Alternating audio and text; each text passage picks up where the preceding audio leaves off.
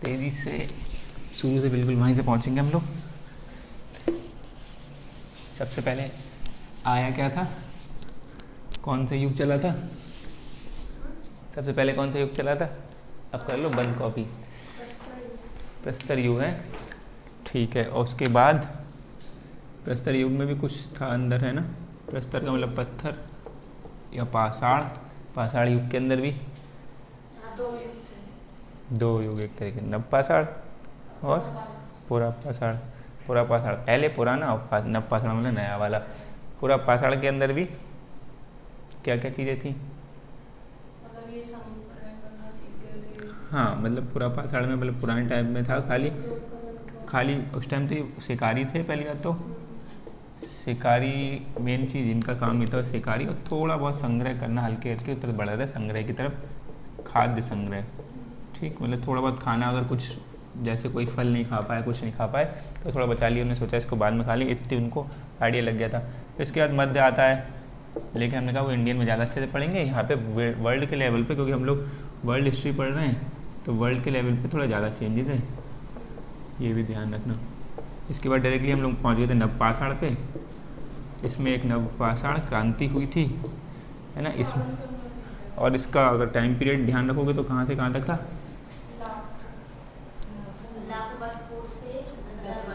10,000 वर्ष पूर्व तक।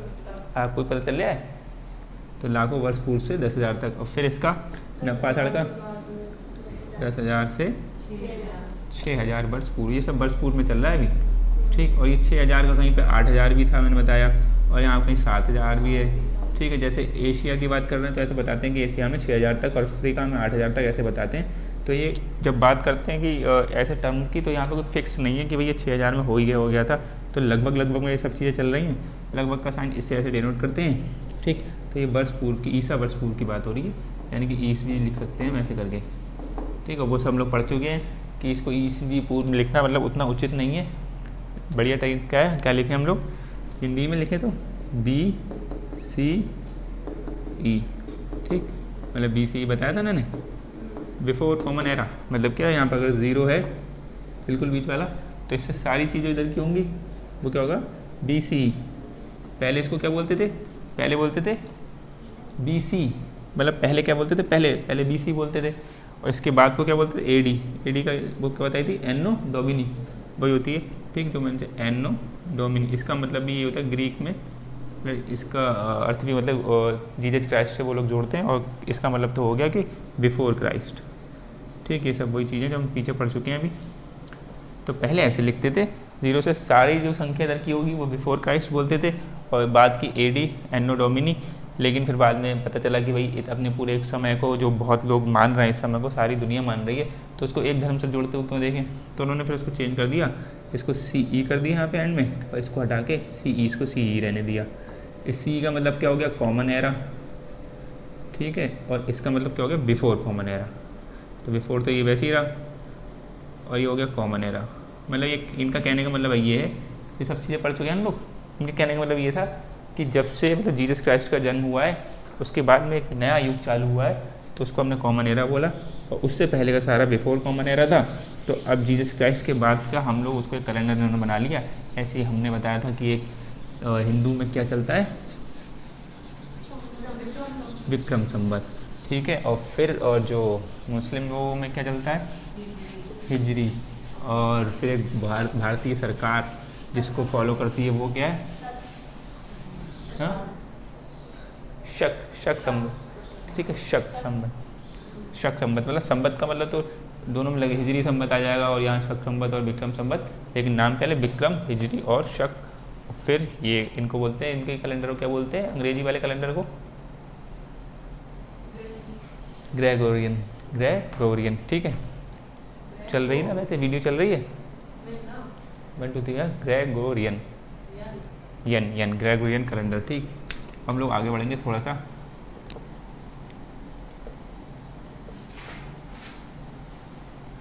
तो वो तो इतना पता चल गया था कि नवपाषाण क्रांति हुई थी, क्रांतियाँ ध्यान देना। उसके बाद में दूसरा बार चेंजेस क्या आया था, एक दूसरी क्रांति थी,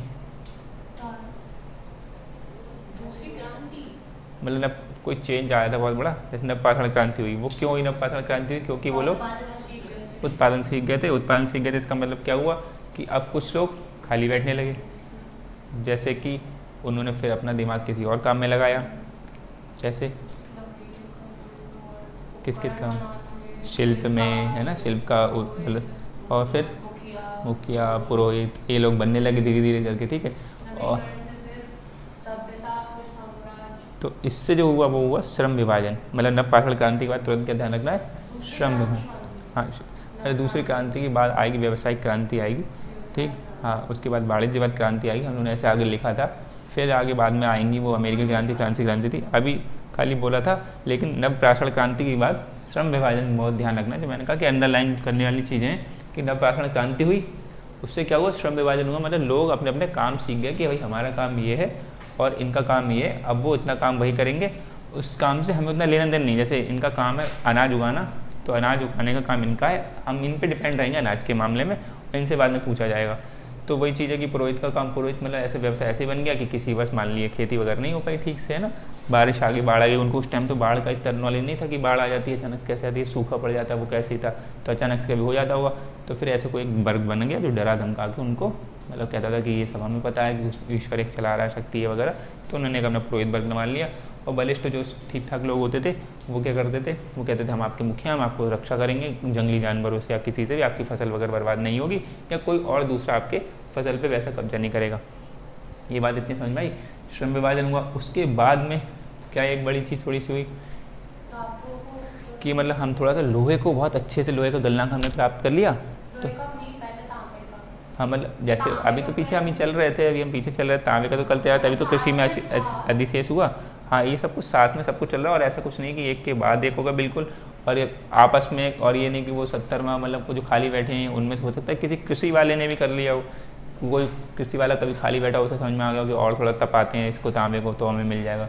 तो मतलब वहाँ पे क्या हुआ, थोड़ी देर बाद कुछ सालों बाद क्या हुआ, तांबे के अलावा हमें कांस बनाया हमने, उसके बाद में लोहे का गलनांक भी हमें प्राप्त हो गया। तो लोहे के गलनांक से हमने उपकरण जो बनाए तो वो उससे खेती और ज़्यादा हो गई, कृषि अधिशेष हुआ, ठीक। ये भी चीज़ समझ में आ रही थी। कृषि अधिशेष का मतलब क्या हुआ कि अब तो जितना हमें खाना था, जितने हमें रिक्वायरमेंट थी उतना तो हमें मिल रहा था, लेकिन अब थोड़ा बच भी रहा था हमारे पास। तो जिससे क्या था कि हम जो एक पास लोग रहने लगे थे, उसके लोग दूसरे लोगों को कुछ ना कुछ दे देते थे और इधर के लोग कुछ और दे देते थे। ऐसा था कि कोई इन्होंने ए वस्तु उगाई है, इनके पास ए वस्तु है, इनके पास बी वस्तु है, तो बहुत क्वांटिटी में इनके पास 100, इसके पास क्वांटिटी, इनके पास 50 क्वांटिटी मान लो, तो इनके पास थोड़ी कम पड़ी। इन्होंने कह दिया कि आप हमें थोड़ा सा 20 क्वांटिटी इसकी दे दो, ठीक है, एक ही, और इन्होंने कहा इसको आप वहाँ से हमसे 10 ले लो बदले में, ठीक है। ऐसे करके हाँ, वस्तु को इधर से विनिमय का मतलब इधर से दर दे, तो वस्तु विनिमय इसे बोलते हैं, और हिंदी में बोलते हैं वस्तु विनिमय प्रणाली, और इंग्लिश में क्या बोलते हैं इसे? बार्टर सिस्टम, ठीक है। ये ध्यान रख लेना, ये बहुत एग्ज़ाम से पूछा भी जाता है कि क्या पहले मुद्रा सिस्टम से पहले क्या कौन सा सिस्टम चलता था। मतलब अब तो हम लोग पैसे से ले कोई भी सामान खरीदते हैं, उससे पहले लोग एक दूसरे सामान कैसे खरीदते, तो उससे पहले खरीदते थे, उसी ये सिस्टम है वस्तु विनिमय प्रणाली, बार्टर सिस्टम, ठीक है। ये बोलते हैं, इसका मतलब सीधे सीधे है जो आपके पास चीज़ है हमारे पास वो चीज़ है, आप हमसे थोड़ा ये ले लो, इसका तय कर लेते थे, कोई फिक्स नहीं होता था, जगह जगह अलग से होता था। कहीं होता था एक आलू के हिसाब से एक मुट्ठी गेहूँ मिल जाए, कहीं पर कहीं 2 आलू के हिसाब से, फिर आलू का साइज़ भी डिपेंड करता होगा, वो आपस में कैसे दोनों की पटती है बात के लिए वो लोग आपस में डिसाइड करेंगे। तो जो फिर धीरे धीरे क्या हुआ, यहाँ पर हम लोगों ने देखा कि जब ऐसे करके लोग मिलके रहने लगे, वहाँ पे छोटे छोटे गांव बसने लगे ना, जब लोहे से उपकरण मिल गए तो स्थायी गांव बसने लगे। ये भी हमने पढ़ा था उसमें कि स्थायी गांव बसने लगे। जब गांव बसने लगे, गांव से थोड़ा सा बड़ा करके नगर बनने लगे, हल्के हल्के ऐसे करके, फिर नगरीय सभ्यता आ गई। और नगरीय सभ्यताओं में फिर हमने देखा कि 3 बड़ी बड़ी सभ्यता, विश्व में सबसे पहली सभ्यता कौन कौन सी मिली? हाँ, हड़प्पा सभ्यता, उसका वैसे अब नाम चलने लगा, लेकिन पहले क्या, सिंधु घाटी सभ्यता, और दूसरी हाँ मेसोपोटामिया, फिर तीसरी मिस्र की सभ्यता। नदियाँ इनकी खासतौर से ध्यान रख लेना कि किस आसपास में रहेंगे। और 2 फिर उसके बाद में और हैं, उसके बाद में नहीं, लेकिन ये तीनों जो थी पैरेलली चली थी, पैरेलली, ठीक है। और वर्ल्ड मैप पे थोड़ा थोड़ा अंदाज़ा लगा लेना कि अगर वर्ल्ड मैप ऐसा है, ठीक, तो इसमें अगर भारत यहाँ पे होगा, ठीक, तो भारत होने के बाद भारत, ये पाकिस्तान वाला एरिया और जो भारत का हिस्सा इतना, तो ये वाला हो जाएगा हमारा सिंधु वाला, ठीक, यहाँ सिंधु नदी बह रही है, उसके नीचे यहाँ थोड़ा अफ्रीका वाला ऐसा रीजन पड़ता है, तो ये अफ्रीका में यहाँ मिस्र देश होगा, वहाँ पे हो जाएगा मिस्र की। और यहाँ से ईरान इराक वाले हैं, यहाँ पे 2 नदियाँ मिलेंगी आपको ईरान इराक की तरफ, तो ये 3 ऐसे करके मेजर यहाँ पर कौन सा हो जाएगा, मेसोपोटामिया, ददला फरात वाली जो नदियाँ हैं वहाँ पे। तो ये चीज़ हमें ध्यान रखनी है। उसके बाद में बताते हैं कि थोड़ी सी 2 सभ्यताएँ और आ गई थी जो डेवलप हो गई थी, हान सभ्यता या शांग सभ्यता, हान या शांग, हान साम्राज्य था चीन में और शांग सभ्यता थी उससे पहले, तो शांग सभ्यता और एक, हाँ वो कहाँ थी, लैटिन अमेरिका, अमेरिका के जो नीचे वाले हिस्से जो प्रदेश हैं वो सब आ गया, तो ये सभ्यता बनी। और इसके बाद में फिर यहीं पे साम्राज्य बनने लगे। साम्राज्य का मतलब क्या हो गया कि एक कोई वर्ग ऐसे स्थापित हो गया जो उसमें वर्चस्व दिखाने लगा अपना, कि हम आपको संभाल के चलेंगे, इस घर के मुखिया हम हैं। अब वो वर्चस्व किसी मामले में था, ज़्यादातर तो ताकत के मामले में होता था, और कुछ बहुत थोड़ा बहुत तो कि जिसकी व्यापारिक थोड़ी सी पैसों से स्थिति अच्छी है तो उसके हिसाब से, वरना तो ज़्यादा बलिष्ठता की बात ज़्यादा थी, जिसके पास ज़्यादा पावर। तो साम्राज्य बने, तो साम्राज्य हमने देखे प्राचीन विश्व में कौन कौन से, अभी हम लोग प्राचीन विश्व को पढ़ रहे हैं वर्ल्ड हिस्ट्री में, ये भी आपको पता है ना कि हम लोग प्राचीन विश्व को पढ़ रहे हैं। ठीक, तो इसमें हमने फिर देखा था उस टाइम कि प्राचीन विश्व में साम्राज्य कौन कौन से बड़े बड़े हो गए थे, कितने थे, 5 साम्राज्य। तो सबसे बड़े बड़े 5 साम्राज्य कौन कौन से हो गए, एक पहला सबसे जिसको प्रथम विश्व की जो अकमनी बोल रहे हैं आप लोग वो, दूसरा सिकंदर का साम्राज्य। आपके साम्राज्य सब गायब, लूट लिए किसी ने, मौर्य साम्राज्य। ऐसे पर्टिकुलरली पूछूं, आप बताओ फिर और कौन से, मौर्य साम्राज्य ने बता दी, सिकंदर बता दिया, अकमनी बता दिया, और हान साम्राज्य हो गए, 4 हो गए थे, एक रहेगा कोई,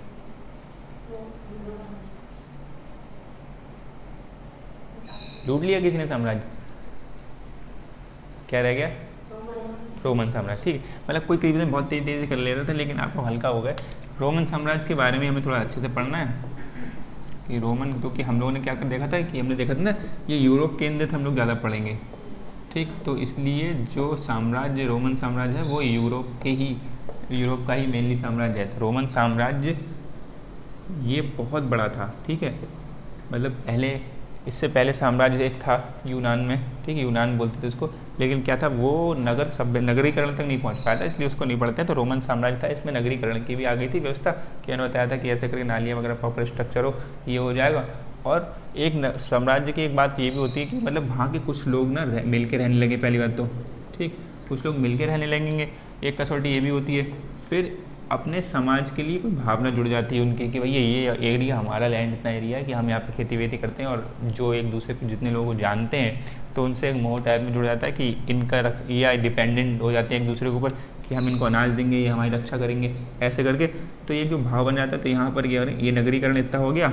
और अगर बड़ा एरिया, ये जब ये बड़े एरिया पे किसी प्रभावित हो जाता है, मतलब जो पॉलिसी इतने लोग ना मान रहे हैं, फिर ये लोग भी रह रहे थे ऐसे इतने सारे लोग, ये लोग जो चीज़ें फॉलो कर रहे हैं, ये लोग भी ये सब वही चीज़ें फॉलो करने लगेंगे, तो ये बड़ा साम्राज्य बन जाएगा। ठीक है, मतलब छोटे से कहीं स्तर से स्टार्ट हुई होगी कोई चीज़, इन लोगों ने कोई एक पॉलिसी बनाई होंगी अपनी, हम ऐसे रहेंगे, मिल के रहेंगे, और आप ये कर लेना काम, हम ये काम कर लेंगे। उसके बाद में ये पूरे लोगों को अच्छा लगने लगा, तो ये मिलके एक साम्राज्य बन गया, उसमें एक राजा स्थापित हो जाते थे। आगे चल के देखेंगे हम लोग। तो ये साम्राज्य बने। साम्राज्य में रोमन साम्राज्य का जो रोल है वो थोड़ा सा ज़्यादा ध्यान रखने वाला है। रोमन साम्राज्य देखो इतना बड़ा हो गया था कि फिर ये इसमें व्यापार वगैरह सब फैल गया था, तो इसको संभालना मुश्किल हो गया था। तो ये क्या हुआ, 2 पार्ट में, ऐसे कर रोमन साम्राज्य फैला तो 2 पार्ट में टूट गया।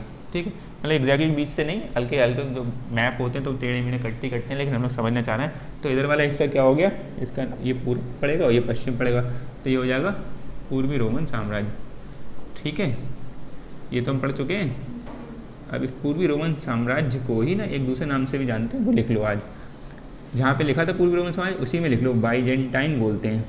ठीक है, जेंटाइन, बाइजेंटाइन हिंदी में बाइजेंटाइन, और बाइजेंटियन भी बोलते हैं, लेकिन इंग्लिश की स्पेलिंग लिख लो तो इसलिए ज़्यादा क्लियर हो जाएगा। इंग्लिश की स्पेलिंग ये है बाइजेंटाइन एम्पायर। ठीक है, साम्राज्य तो ऐसे लिख लो उसको। तो ये वाला ऊपर जहाँ पे लिखा था पूर्वी रोमन साम्राज्य, उसके ब्रैकेट में ऊपर बाइजेंटाइन साम्राज्य, स्पेलिंग इंग्लिश की ये है। वैसे बाइजेंटाइन ही बोलते हैं, कुछ लोग तो बाइजेंटियन भी बोलते हैं। ठीक, तो अलग अलग प्रोनाउंसिएशन है किसी किसी के, लेकिन हम लोगों को क्या करना, खाली ऑप्शन पे देखना है, अगर ध्यान आए तो। पूर्वी रोमन साम्राज्य, इधर वाला क्या हो जाएगा पश्चिमी रोमन साम्राज्य।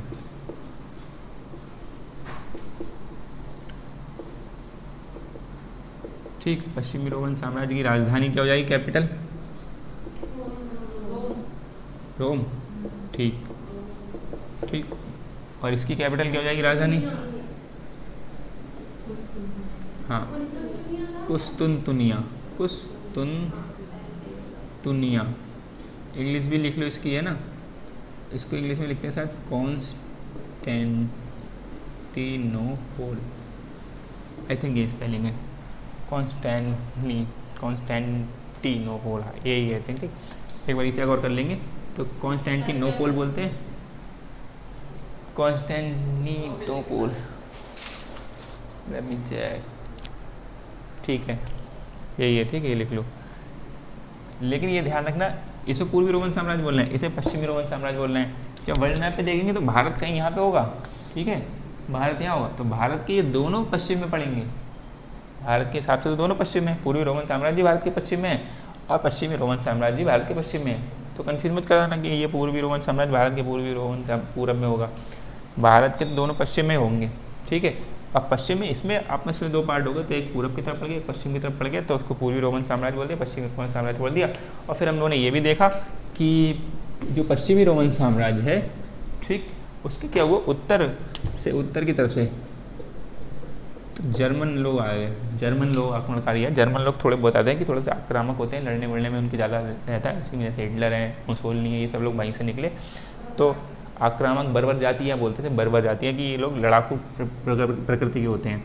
तो ये उत्तर से आके पश्चिमी रोमन साम्राज्य में, और कब, लगभग 3वीं सदी के आसपास, ठीक, तब आए 5वीं सदी में लगभग इनका विघटन हो गया, लगभग 455 या 56 के आसपास। तो 5वीं सदी के अंत तक ऐसे बोलते हैं, तो 5वीं सदी में इनका हो गया।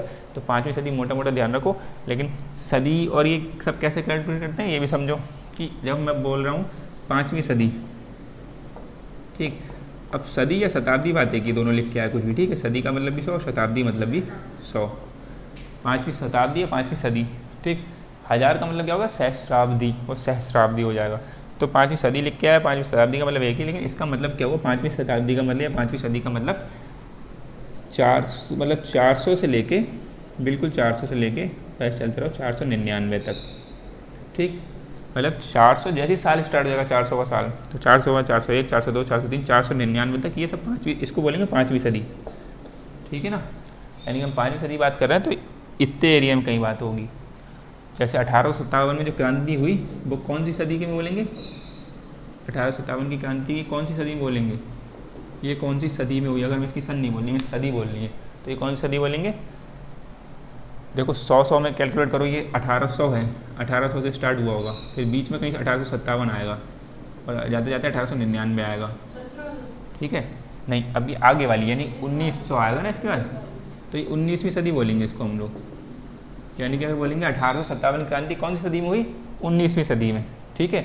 मतलब एक आ गया, जैसे हम बर्थडे भी बात करते हैं ना कि कितने में चल रहे हैं, 22 में भी चल रहे हैं, यानी कि 22 के हुए नहीं, हो तो 21 के हैं, चल रहे हैं। तो ये 400 तो पूरे हो गए, चल 5वीं में रहे हैं। जब यहाँ पहुँचेंगे, ठीक, तब बात करेंगे कि अब ये 5 के हो गए पूरे, अभी हो जाए, हाँ 5वीं सदी होगी पूरी। अब हम क्या करेंगे, अब 6ठी सदी में चलने लगे, आगे बढ़ेंगे। तो सदियों का अब ये भी ध्यान रखना कि आगे पीछे, क्योंकि कई बार थोड़ा सा अंदाज़ा लगाना पड़ जाता है कि किसी की हमें सन याद होती है। जैसे मान लो उन्होंने कह दिया कि 457 में इसका विघटन हो गया, ऐसे अगर मान लिया पश्चिमी रोमन साम्राज्य का, तो फिर पूछ लिया कि ये 5वीं सदी के उत्तरार्ध में हो गया इसका विघटन। अब उत्तरार्ध पूर्वार्ध पहले समझ लो कि 400 की अभी बात करी, 400 से लेके 450, फिर यहाँ पे आ गया 499, जैसे 500 करेंगे तो अगला स्टार्ट हो जाएगा, ठीक है ना। तो ध्यान रखिए ये कौन सी पूरी सदी है, ये बोलेंगे 5वीं सदी, ये भी पता चल गया। अब 5वीं सदी के 450 तो पहले का है, ये उत्तरार्ध बोलेंगे या पूर्वार्ध बोलेंगे, पूर्वार्ध, ठीक है, ये भी समझो, पूर्वार्ध मतलब पहले, तो आर्ध का मतलब आधा, पूर्व आर्ध, ठीक, तो पूर्वार्ध से बोलेंगे, कहीं पे लिखा मिल जाए, ये पूर्वार्ध हो गया। अगर बोलेंगे 5वीं सदी का पूर्वार्ध, ठीक है। अगर मैं कह रहा हूँ कि इसका विघटन 453 में हो गया, 453 तो इधर आएगा, अगर मैं 443 बोल दिया, 443 ईस्वी में हो गया, ईसा पूर्व में, तो हम क्या बोलेंगे कि पश्चिमी, अगर क्वेश्चन ऐसा आ जाए कि पश्चिमी रोमन साम्राज्य का 5वीं सदी के पूर्वार्ध में विघटन हो गया। तो आपको ध्यान रखना है कि 5वीं सदी पूर्वार्ध का मतलब 441, ये पूर्वार्ध तो तय बात हुई ना, 441 की बात कर रहे हैं। और अगर कोई भी मतलब 400 से पहले कोई भी नंबर होगा पूर्वार्ध में गिना जाएगा, 5वीं सदी का पूर्वार्ध होगा और ये 5वीं सदी का उत्तरार्ध होगा। ठीक, ये कहीं मिलाता नहीं है, हमें अपने आप समझना होता है, इसलिए कहीं पे साइड में लिखा लो, है ना, भूल भाल ना जाए, ये भी ध्यान रखते रहना कि पूर्वार्ध उत्तर सदी। बहुत कन्फ्यूजन होती है कि हम किसकी बात कर रहे हैं, क्योंकि 1857 आ गया, जब हम पढ़ेंगे तो उसमें कई बार लिख के आ जाएगा कि 19वीं सदी में इतनी बड़ी क्रांति हो गई या 21वीं सदी चल रही है। तो हम 21वीं सदी कौन सी चल रही है उसको ध्यान रखना पड़ेगा कि 21वीं सदी चल रही है यानी कि 2000 तक। अभी हम इस टाइम कौन सी सदी चल रही है, अब इस टाइम कौन सी सदी चल रही है, अगर हम सदी की बात करें, हाँ 21वीं चल रही है, और ईयर कौन सा चल रहा है 2024। तो 2024 चल रहा है यानी कि 2000 चल रहा है ना, 2000 में अब 2100 तक पहुँचेंगे जाके, तभी हम यानी कि 21वीं सदी चल रही है। 21वीं सदी का पूर्वार्ध ही चल रहा है, अभी 24 पे ही तो पहुँचे हैं हम लोग, 50 तक भी नहीं पहुँचे, तो 50 100 तक होने में टाइम लगेगा, जैसे 100, तो 21वीं सदी का, हाँ तब तक हम लोग जाएंगे। ये समझा के इरेज करें इसे। ठीक, अभी कई जगह टर्म ऐसी आएंगी, देखो पूर्वार्ध आएगा, उत्तरार्ध आएगा, सदी आएगा, तो इसलिए ये सब चीज़ ध्यान रखना। ये कैपिटल, इसकी कैपिटल ध्यान रख लेना। फिर उत्तर में आने जर्मन लोगों ने इनका आक्रमण किया, तो इनका विघटन हो गया 5वीं सदी के आसपास तक, इनका विघटन हो गया, लेकिन ये लगभग आगे 1000 वर्षों तक और चले पूर्वी रोमन साम्राज्य वाले। ये कुस्तुनतुनिया, इसी से व्यापार होता था ज़्यादा, तो ये भी ध्यान रख लिया हम लोगों ने। अब आगे इसमें एक चीज़ और ध्यान रखना, पूर्वी रोमन साम्राज्य जो था ना वो, और जो रोमन साम्राज्य, यहाँ से मसाले इनको चाहिए होते थे, इंडिया से ज़्यादा ध्यान से नहीं होता। जब हम आगे पढ़ेंगे धर्म युद्ध के बारे में तब हम ध्यान रखेंगे, इसका जिक्र करेंगे। पूर्वी रोमन साम्राज्य को इनको चाहिए होता था हमसे व्यापार, और कैसे करके अमेरिका खोज में आए। कल हमने उस टाइम जिक्र कर लिया था कि अमेरिका रैंडमली खोज में आया, मतलब इन्होंने बहुत, एक होता है कि बिल्कुल तैयार होकर जाते हैं कि हम इसको खोजबीन करेंगे, इस धरती पे देखेंगे, इस लैंड पे देखेंगे कि हमें क्या मिल रहा है, लेकिन वो एक्सीडेंटली उनको मिल गया था कि वो ढूंढने गए थे इंडिया को, ये चीज़ ठीक है। अब हम लोगों ने सब कुछ लिख लिया, उसके बाद और कुछ बचा, साम्राज्य पढ़ लिया, साम्राज्य के एंड तक हमने छोड़ दिया था हान साम्राज्य पे। हान साम्राज्य हमारा कहाँ से कहाँ तक चला था, उसका ईयर 400 वर्ष लगभग चला था, लगभग यानी कि दूसरी सदी ईसा पूर्व से लेके दूसरी सदी तक। ये समझ रहे थे, उस टाइम नहीं समझ रहे, अब तो समझ रहे हो कि 0 से इधर पहले, तो इधर के 200 साल हो गए, दूसरी सदी का मतलब 200 साल, और उधर से 200 साल, तो कितने हो गए टोटल 400 साल लगभग, ऐसे बताते हैं। अब हम लोग बात करते हैं, अब हेडिंग एक डालो कि प्राचीन विश्व ये चल रहा है, तो प्राचीन विश्व की अर्थव्यवस्था एक है। अभी तक हम लोग देख रहे हैं प्राचीन विश्व में अर्थव्यवस्था थोड़ी कैसी थी, अर्थव्यवस्था मतलब आप जो पीछे पढ़ चुके हैं, लेकिन थोड़ा थोड़ा समझ जाओगे एक अलग से हेडिंग बना के, तो उसमें समझ जाएगा कि अर्थव्यवस्था, प्राचीन विश्व में अर्थव्यवस्था, चाहे ऐसे लिख लो, प्राचीन विश्व में अर्थव्यवस्था यानी कि इकोनॉमी इन एंशिएंट हिस्ट्री। ठीक, इसमें हम लोग एक तरीके से देखेंगे, मेनली तो उस टाइम तक क्या था, कृषि पे डिपेंडेंट थे लोग। ठीक, और एक हिस्सा में कह सकते हैं कि व्यापार इसके अलावा भी छोड़ा होगा थोड़ा बहुत, मतलब अर्थव्यवस्था के तौर पर हम देखें तो मेजरली तो कृषि हो ही रही थी, अनाज तो चल रहा है, जैसे इंडिया में ही बता दें कि 75% लगभग इकोनॉमी उस पर एग्रीकल्चर पे डिपेंडेंट है। उसके बाद में सब बिजनेस वगैरह, कॉर्पोरेट्स हैं, सब कंपनीज काम कर रही हैं, लेकिन कृषि मेजरली चल रही होगी।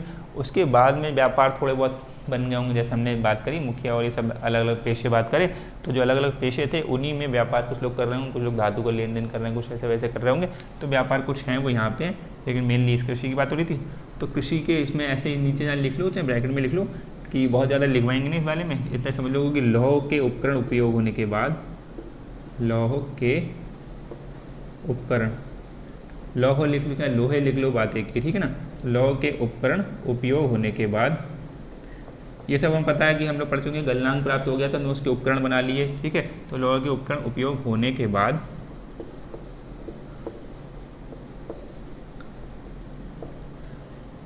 बेहतर कृषि अधिशेष की उपलब्धि, बेहतर कृषि अधिशेष की उपलब्धि,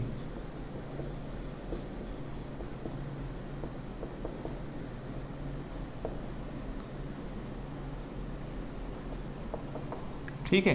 ये हमें पता ही है सब कुछ, बस पीछे के वही लिख रहे हैं एक अच्छे से हेडिंग बना के कि हमें अर्थव्यवस्था जब हम पढ़ें तो अर्थव्यवस्था के बारे में हमें समझ में आ जाए। लौह के उपकरण उपयोग होने के बाद बेहतर कृषि अधिशेष की उपलब्धि, कृषि अधिशेष का मतलब हमें पता ही है कि कृषि अधिशेष का मतलब सरप्लस है ना, कि हमारे पास ज़्यादा आने लगा। अब ज़्यादा आने लगा तो हम इधर से उधर कुछ ना कुछ करेंगे, उसका ट्रांसफ़र करेंगे या फिर थोड़ा स्टोर करेंगे, ऐसा करेंगे। और इसके नीचे लिख लो बड़े बड़े साम्राज्यों का, ये लिख लिया था, बड़े बड़े साम्राज्यों का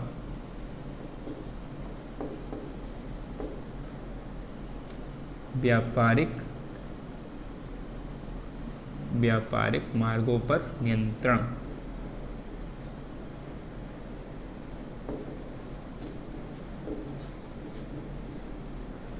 मतलब क्या हुआ इसका, ये भी हमें समझेंगे, थोड़ा बहुत लिख भी लेंगे।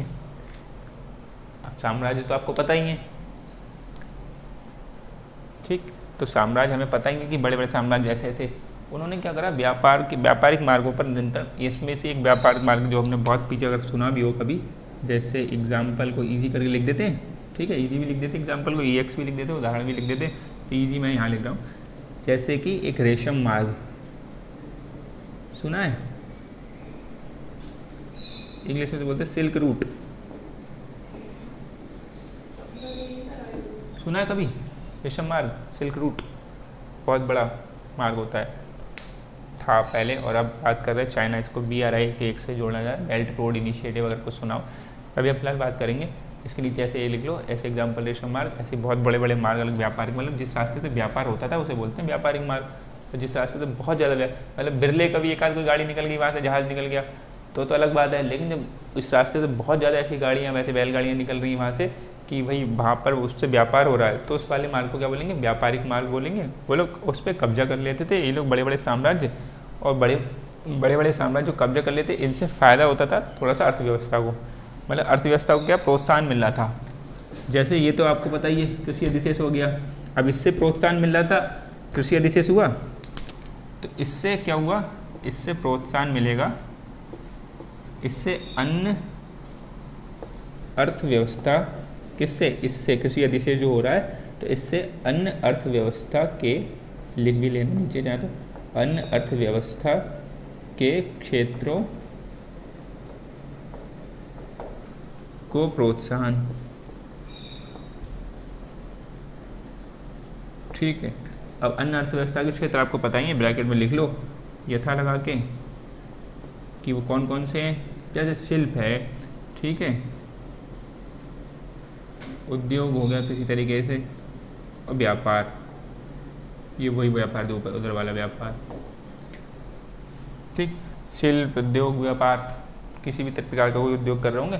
तो क्या हुआ, मतलब कृषि अधिशेष, जब खाने की टेंशन नहीं उतना, अब थोड़ा सा, अब शिल्प वाले लोगों को क्या है कि हमें खाना उपलब्धि में है, जब अधिशेष होने लगता है तो एक तरीके से ये भी हो जाता है कि थोड़ी सी उसकी कीमत भी कम हो जाती है। ये भी आप समझ रहे हैं कि जब हमारे पास क्या हो गया, ज़्यादा हो गया कोई चीज़, जैसे हमारे पास एक ही मार्ग आ रहा है अभी, इसको मैं बेचूंगा और आप सबको अगर चाहिए तो इसकी कीमत बढ़ती चली जाएगी ना, कि आप कहोगे मुझे 10 में ले लूँगा, आप कहोगे 12 में ले लूँगा, 15 में भी ले लूँगा, इसकी रिक्वायरमेंट अगर है तो, ठीक है। जैसे खाने की रिक्वायरमेंट होगी तो सबको चाहिए, तो उसका मतलब क्या हुआ कि जब, लिखिए पहले ये, जब क्या हुआ, अधिशेष हो जाएगा तो क्या होगा, इसकी कीमत भी थोड़ी सी कम हो जाएगी, मतलब जो देने वाला, बेचने वाला है, उसके पास क्या होगा, वो थोड़े से कम पैसे में भी देगा। अगर एक ही रोटी है और सबको खानी है तो उसका प्राइस बहुत महंगा हो जाएगा ना, तो और ज़्यादा है तो थोड़ा डाउन प्राइस हो जाएगा, क्योंकि वो ख़राब भी हो जाएगी इस टाइम में, तो उसे निकालना है, बेचना ही है। तो जब कृषि अधिशेष हो गया, इसका मतलब क्या है, अब इन लोगों को, शिल्प वाले लोगों को, उद्योग लोगों वालों को, व्यापार वाले लोगों को खाने की उतनी टेंशन नहीं की, अब बहुत ज़्यादा पैसे खाने में हमें पहले कमाने पड़ेंगे। पैसे तो उस टाइम वैसे चलते नहीं, लेकिन जो भी उस टाइम आ रहा हो, बार्टर सिस्टम, जिस हिसाब से ये कुछ खरीदारी कर रहे होंगे, ये शिल्प वाला अपना वस्तु बेच रहा होगा, उनको तब खाना ले रहा होगा इनसे, उद्योग वाला कुछ अपना दे रहा होगा, व्यापार वाला कुछ अपना दे रहा होगा, तो ये उस हिसाब से अपने टेंशन में रहता है कि हमें इतना देना अमाउंट ऑफ, और इतना हमें पाना है। तो लेकिन क्या, जब इसकी कीमत कम होगी तो थोड़ी इनकी टेंशन भी कम हो गई होगी कि अब हमें इतना ज़्यादा नहीं देना पड़ेगा, तो हम अपना काम थोड़ा सा और बढ़ा सकते हैं। तो इससे क्या हुआ, प्रोत्साहन मिला, यानी कि प्रोत्साहन का मतलब क्या होता है, इनमें थोड़ा तो इंक्रीमेंट हुआ, ये भी बढ़ने लगे, मतलब ये तो कृषि अधिशेष हो गया, ये भी अपना काम इनमें भी, अभी कल को मान लो शिल्प वाला 2 कुर्सी बना रहा होगा, तो अब 3-4 कुर्सी बनाने लगा, कि भाई 2 कुर्सी बनाते थे, एक बेचते थे, एक हमारे खाने में चली जाती थी, अब 2 कुर्सी बना रहा है, आधे मतलब एक तो बेच दिया और एक कुर्सी जो बचती थी जिसका पैसा आता था उससे आधे में ही मिल जा रहा है, तो आधा पैसा बचा, अगली बार 2 बचा है तो आधा आधा 1 हो गया, तो हम ऐसे करके इसकी प्रोग्रेस हो गई। उद्योग वाले जो भी अलग अलग तरीके से उद्योग कर रहे होंगे, उसमें लोह आ गया, ठीक, सोनार टाइप में आ गया, धातुएं इकट्ठी करना बेचना करना। व्यापार वाला जो यही व्यापार कि इधर से उधर चीज़ें ले जाना, इन लोगों को भी थोड़ा फ़ायदा हुआ कि अब थोड़ा सा क्या हुआ, कीमती इनको खाने की टेंशन कम हो गई होगी, इनको इसकी भी टेंशन कम, जब इसके अंदर प्रोग्रेस होगी तो अगर इनको कुछ लकड़ी का कुछ ऐसा सामान चाहिए हो तो इससे भी पैसे कम मिलेंगे, अब इसकी भी कीमत कम हो जाएगी। मतलब जब चीज़ें बढ़ने लगेंगी तो कीमत कम हो जाएंगी और एक दूसरे के ऊपर से बोझ कम हो जाएगा। लेकिन जब ज़्यादा हो जाता है तब भी हम आगे अर्थव्यवस्था जब पढ़ेंगे तो ज़्यादा हो जाएगा तब भी प्रॉब्लम होगी और कम हो जाएगा तब भी प्रॉब्लम होगी। बीच में बना रहे, ना बहुत ज़्यादा ना बहुत कम। अगर बिल्कुल कम हो गया तो बहुत ज़्यादा कीमतें देखने को मिलेंगी, तो ऐसे बोलते हैं महंगाई आ जाएगी। और बहुत ज़्यादा सस्ती हो जाएगी कोई कीमत की तो इंसान को वस्तु पे खरीदता भी नहीं, फिर उसको थोड़ा सा क्वालिटी चाहिए होती है, फिर क्वालिटी डाउन हो जाएगी, तो क्वालिटी से भी कॉम्प्रोमाइज़ नहीं। तो यही व्यापार ये वाला जब इसको प्रोत्साहन मिला इससे तो व्यापार बढ़ने लगा। तो व्यापार जब बढ़ने लगा तो फिर क्या हुआ, साम्राज्यों ने उस पर अपनी आंखें जमा ली कि भाई अब यहाँ से हमें कुछ इनसे टैक्स वाला जो मामला होता है कि हम भी कुछ लेंगे, इनका भी तो ये तो न खेती करेंगे न ये शिल्प वाले काम करेंगे, कोई ऐसा काम करेंगे, इनको चलेगा कैसे। तो इनको ऐसे ही चलेगा कि ये किसी से अपना कब्जा जमा के कर वसूलेंगे कि हम साम्राज्य हम आप पे कब्जा कर रहे हैं। तो जो भी रास्ता ये कोई एक रास्ता जा रहा है इस पर अच्छे खासे सामान गाड़ियाँ जाती हैं और वो सामान इधर से उधर जाता रहता है, तो इस पर इनका नियंत्रण हो जाता था साम्राज्यों का कि भाई अब यहाँ से जो बैलगाड़ी जो भी निकलेंगे उसके बदले में इनका क्या काम था कि हम संरक्षण देंगे तुम्हें, कि कोई दूसरा साम्राज्य वाला आके तुम्हें लूट नहीं लेगा, वो हमारी सेना यहाँ की रक्षा करेगी और तुम यहाँ से ठीक से यहाँ व्यापार करोगे। 10 रुपये कमा रहे हो तो 1 रुपये हमें दो, तो उसमें से 2 रुपये हम लेंगे, ऐसे करके बात होगी। फर्स्ट टाइम रुपये चलते नहीं थे लेकिन हम बताना चाह रहे हैं, ठीक। और दूसरा कोई साम्राज्य वाला इस पर कब्जा ना कर ले तो इसको रोकने के लिए ये इनकी संरक्षण देते थे। तो अभी इसमें थोड़ा सा लिखना चाहूँ तो यह हेडिंग डलवा के लिखवा दें, कृषि और व्यापार की। थोड़ी सी एक हेडिंग डाल लो कृषि, इसमें ये तो डायग्राम बना है, एक नीचे कृषि लिख दो, मैं थोड़ा बोल देता हूँ और फिर उसके बाद में एक व्यापार की हेडिंग बोल देंगे। ये हेडिंग मत डालो तो एक पूरा पैरा लिख लो ना, पूरा पैरा जोड़ के लिखवा दें दोनों का, ठीक है। पूरा पैरा लिख लो, ये लिखो कि अब लिखो कृषि के क्षेत्र में, मतलब इसी में दोनों ये दोनों मिला के एक पैरे में लिखवा दे रहे हैं। कृषि के क्षेत्र में लौह उपकरणों के उपयोग से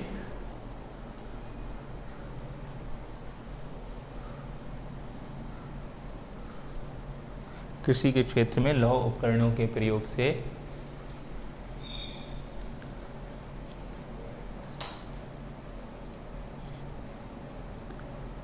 कृषि में अधिशेष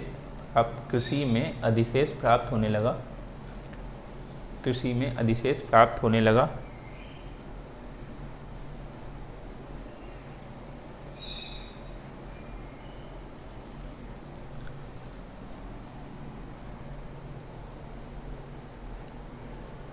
इससे अन्य अर्थव्यवस्था के क्षेत्रों को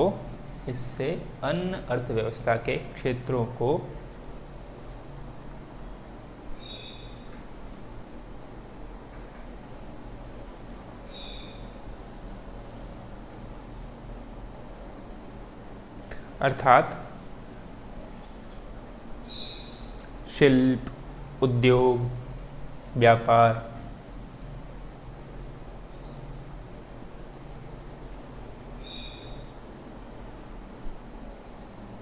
को प्रोत्साहन मिला। कॉमा लगा लेना उससे पहले, जहाँ लिखा ना व्यापार के बाद कॉमा लगा लेने।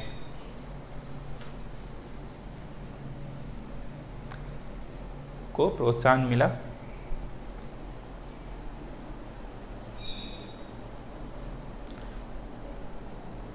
बड़े बड़े व्यापारिक मार्गों पर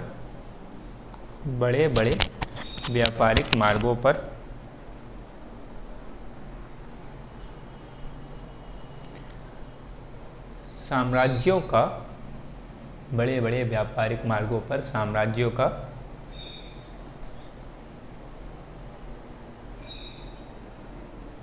नियंत्रण होता था। नियंत्रण तो समझा, कंट्रोल, मतलब वो कंट्रोल करते थे।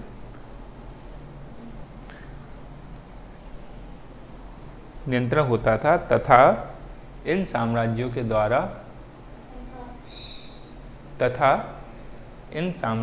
द्वारा और हाथ थोड़ा तेज चलाएंगे हम लोग जिससे ज़्यादा लिख पाएँ, तथा इन साम्राज्यों के द्वारा व्यापारिक मार्गों को संरक्षण दिया जाता था।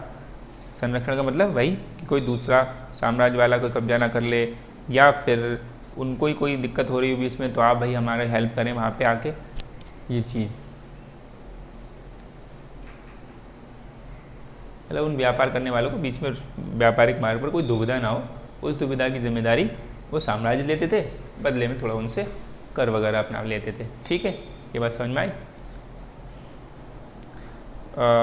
क्या लिखा था हमने कि संरक्षण देते थे ना, विराम, उसके बाद में लिखो इसी काल में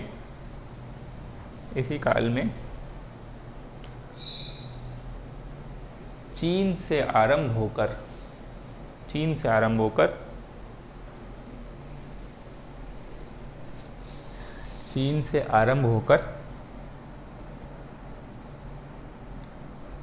मध्य एशिया से गुजरते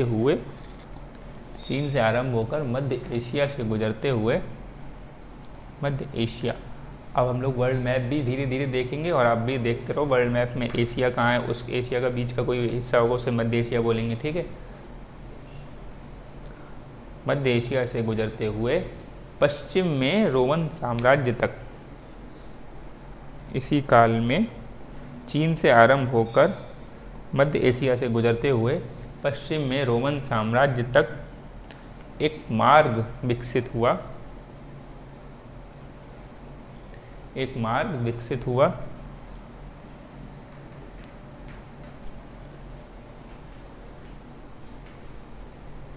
ठीक, एक मार्ग विकसित हुआ जिसको रेशम मार्ग के नाम से जाना जाता था।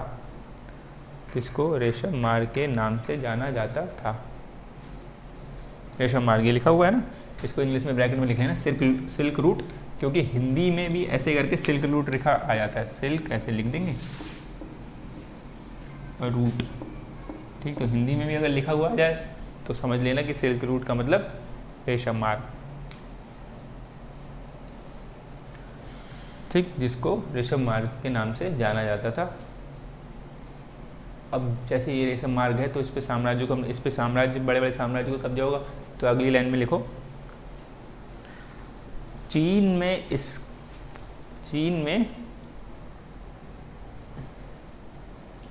इस पर नियंत्रण, ऐसे लिखो चीन में हान साम्राज्य का, फिर बार बार बड़ा लिख जाना पड़े, चीन में हान साम्राज्य का, कॉमा मध्य एशिया में कुषाण साम्राज्य का। कुषाण हम लोगों ने लिखा था। चीन में हान साम्राज्य का, मध्य एशिया में कुषाण साम्राज्य का, और पश्चिम में रोमन साम्राज्य का इस पर नियंत्रण हुआ करता था।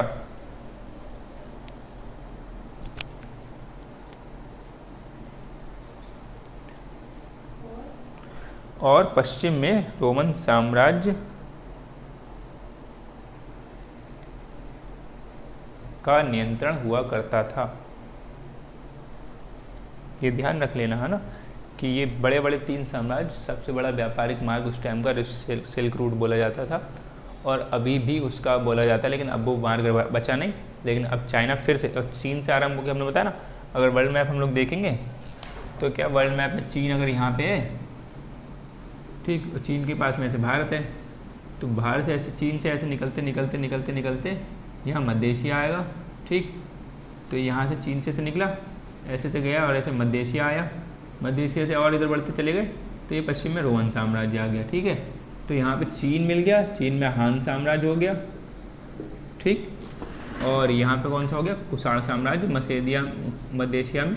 अब देखो ये भारत का बोला जाता था, लेकिन कुषाण साम्राज्य का उस टाइम ना मध्य एशिया तक, कुषाण वैसे भारत तो ऐसे करके यहाँ पे निकल जाएगा, लेकिन जो मध्य एशिया थोड़ा सा यहाँ पे पड़ रहा है, तो कुषाण साम्राज्य मध्य एशिया तक फैला हुआ था उस टाइम, उनका कब्जा वहाँ तक था मध्य एशिया तक। और यहाँ पर ऐसे कर बोला जाता है राजस्थान ये वाला एरिया जो है, इतना बड़ा कुषाण साम्राज्य था। तो जो मौर्य साम्राज्य था वो तो नीचे तक था, यहाँ तक। ठीक है, नीचे से हट के थोड़ा सा कुषाण साम्राज्य, क्योंकि मौर्य साम्राज्य छोटे छोटे राज्यों में टूटा था, हमने पढ़ा था। छोटे छोटे उसमें से दो निकले थे, कौन से बड़े बड़े, एक कुषाण साम्राज्य निकला था मौर्य साम्राज्य में से, और दूसरा कौन सा निकला था, सातवाहन। लिखवाया था ना, लिखवाया तो था आई थिंक। तो मौर्य साम्राज्य एक बड़ा मौर्य साम्राज्य था जो हमने पढ़ा था पीछे, वो छोटे छोटे राज्यों में टूट गया, ठीक है। उसके में छोटे छोटे कई सारे थे, उसमें दो बड़े बड़े साम्राज्य निकले थे। कौन सा? एक कुषाण साम्राज्य और दूसरा सातवाहन साम्राज्य। तो वो जो कुषाण साम्राज्य है वो यहाँ पर उसका कब्जा था इतने में, तो उस टाइम में ही सिल्क रूट डेवलप हुआ, तो उस पर इतने बीच में नियंत्रण किसका हो गया? कुषाण साम्राज्य का। इतने पे नियंत्रण हो गया हान साम्राज्य का। इतने पे नियंत्रण किसका हो गया? पश्चिम में रोमन साम्राज्य का, ठीक है।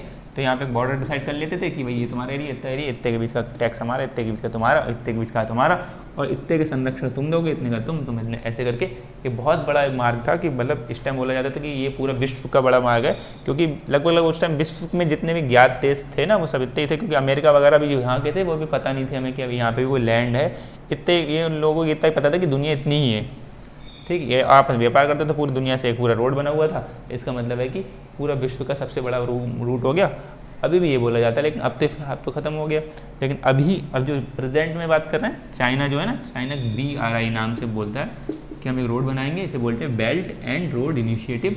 तो चाइना कह रहा है जैसे पहले हमारे पास 400 साल 400 साल पहले था यहाँ पर सिल्क रूट, ऐसे ही हम यहाँ पर सिल्क रूट एक बनाना चाह रहे हैं। चाइना पूरे विश्व को जोड़ रहा है, चाइना ऐसे होते होते ऐसे करके सब चाइना मतलब पाकिस्तान को जोड़ते हुए, यूरोप को सब जोड़ते हुए पूरे विश्व में फिर से एक रूट बनाना चाह रहा है। जहाँ नाव चलेगी वहाँ जाओ, जहाँ रोड चलेगी वहाँ उससे जुड़े। इसमें फिर से चाइना कह रहा है जो पहले हमारे चीन से शुरू हुआ था अब हम भी एक बनाना चाह रहे हैं, और इसमें कई देशों को भागीदारी बनाना चाह रहा है, कई लोग जुड़ रहे हैं। इंडिया इसका पार्ट नहीं है, क्योंकि इंडिया चाइना के मामले में उस टाइम चाइना की नीतियाँ उद्देश्य कुछ अलग है। चाइना के उद्देश्य अगर सीधे सीधे मतलब विश्व में कुछ समृद्धि पहुँचाने के लिए, विश्व के कल्याण के हिसाब से अगर बात होती तो भारत जरूर साथ में होता, लेकिन चाइना के उद्देश्य कुछ अलग प्रकार से और चाइना की जो नीतियाँ हैं वो भारत के प्रति अच्छी नहीं होती, इस वजह से भारत इसका पार्ट नहीं है BRI का, ठीक है।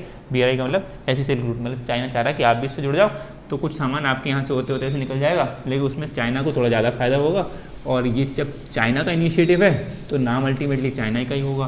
तो इस वजह से भी भारत की आशंका है कि भारत अपना एक मार्ग डेवलप करना चाह रहा है, पाकिस्तान से होते हुए, अफगानिस्तान से होते हुए, ईरान होते हुए। हम पढ़ेंगे सब मैप वगैरह देखेंगे तब हम और अच्छे समझेंगे, अभी थोड़ा सा आइडिया नहीं लग रहा होगा। लेकिन ये ध्यान रखना जो रेशम मार्ग है इसी में वर्तमान मतलब ऐसे कर लिख लो, वर्तमान के लिख लेना, रिलेट कर लेना कि वर्तमान में BRI मतलब वही सिल्क रूट नहीं है, अब थोड़ा और बड़ा होकर आ जाएगा। लेकिन एग्जाम में कई बार ऐसे पूछ सकते हैं कि जो प्राचीन में चाइना से शुरू हुआ था रेशम मार्ग, वो वर्तमान में क्या कहलाने लगा, या फिर वर्तमान में उसी का रूप कौन एक तरीके से रख रहा है चाइना, उसका क्या नाम है। तो BRI, और इंग्लिश में इसको क्या बोलेंगे? बेल्ट, मतलब वो जो बेल्ट होती है ना वही बेल्ट एंड रोड इनिशिएटिव। ये हम करंट भी साथ में पढ़ रहे हैं, जो करंट की चीज़ होती रहेंगी हम वो भी देखते रहेंगे। Initiative, belt and road initiative. अब रेशम मार्ग जितना बड़ा था उससे कहीं बड़ा है ये, ठीक है।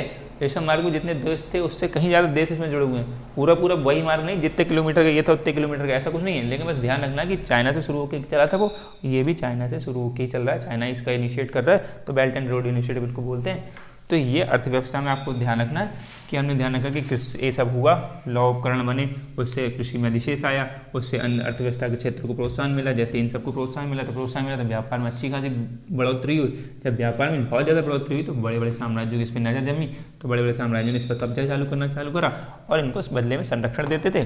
तो उसी में से हमने देखा कि एक बड़ा मार्ग कौन सा ना रेशम मार्ग है, और इन पर कौन कौन से मार्ग साम्राज्यों को कब्जा हुआ। तो हमने देख लिया हान साम्राज्य, फिर कुषाण साम्राज्य, फिर रोमन साम्राज्य। रोमन साम्राज्य में बड़ा रोमन साम्राज्य पूरा पश्चिम पूर्वी वाला नहीं पूरा, क्योंकि जब वो विघटन हो जाएगा तब वो अलग की बात है, लेकिन अभी रोमन साम्राज्य का इस पर नियंत्रण था। तो और वर्तमान में अब जो रेशम मार्ग है चाइना उसको बेल्ट एंड रोड इनिशिएटिव नाम से आगे बढ़ा रहा है इस प्रोजेक्ट को। कुछ लोग जुड़ रहे हैं, फिर से इसमें हट रहे हैं। जैसे इटली जुड़ा था, इटली फिर हट भी गया, उसकी खबर है। जर्मनी बात कर रहा है कि जर्मनी भी इससे पीछे छुड़ाना चाह रहा है BRI से। चाइना के उद्देश्य मतलब पहले जुड़ गए थे कुछ देश, और फिर उन्हें चाइना की मंशा पता चली कि चाइना की मंशा तो ये है, मतलब उनका मंशा ये नहीं कि पूरे विश्व को कल्याण पहुँचाएं इस हिसाब से ये रोड बना के, तो वो कुछ अपनी नीतियाँ देख रहे हैं इसमें। या फिर जो भी रोड में कंस्ट्रक्शन वगैरह हो रहा है वो चाइना के वहाँ के इंजीनियर जाते हैं। कि मतलब ऐसा होता है कि चाइना का काम क्या है कि चाइना किसी भी देश में कोई प्रोजेक्ट लगा रहा है, तो प्रोजेक्ट अगर किसी देश में लगा रहे हो तो उसके देश के मजदूर लो, उसके देश के लेबर लो, उसके देश के इंजीनियर लो, आप अपना थोड़ा सा इनिशिएट लगाओ। कुछ लोग अपने यहाँ से लेके आओ। चाइना लेबर तक जो वहाँ की लेबर होती है छोटी छोटी, जिससे खाली मजदूरी से मतलब है, वो भी चाइना अपने देश से भेजता है। तो वहाँ के देश में तो कुछ तरक्की नहीं होगी जिस देश में आप काम ये करवा रहे हो। तो इसलिए देश वाले लोग कहते हैं कि भाई हमारे देश के मजदूर ले लो, आप खाली अपना इंजीनियरिंग लगाओ, दिमाग लगाओ, आर्किटेक्चर वगैरह अपना लगाओ, लेकिन मजदूर तो यहाँ के ले लो, जाके यहाँ के लोगों को जॉब मिले। तो चाइना ऐसा नहीं करता है। तो इस वजह से लोगों को समझ में आने लगी चाइना की मंशा, तो कई देश उससे BRI से हट भी रहे हैं। तो इंडिया अभी तक उसने ज्वाइन नहीं किया, ये भी ध्यान रखना। अब हम लोग बात करेंगे प्राचीन विश्व में अर्थव्यवस्था देख ली और पीछे के साम्राज्य वगैरह देख ली। अब एक हेडिंग इसी में बना लो कि प्राचीन विश्व में, ऐसे लिखना है, प्राचीन विश्व में धर्म। ठीक, प्राचीन विश्व में धर्म भी कैसे थे हम। जब धर्म आ जाएंगे तब साम्राज्यों का इनसे थोड़ा टकराहट होगी, फिर साम्राज्यों से साँठ-गाँठ भी होगी, फिर आगे धीरे धीरे लोगों पे उन पर नियंत्रण ज़्यादा जमेगा कि जो जन सामान्य लोग हैं वो ज़्यादा पिसते हैं इस चीज़ में, वो कैसे पिसेंगे हम लोग वो भी अब देखेंगे। तो ये चीज़ हमें थोड़ा सा समझना चाहिए।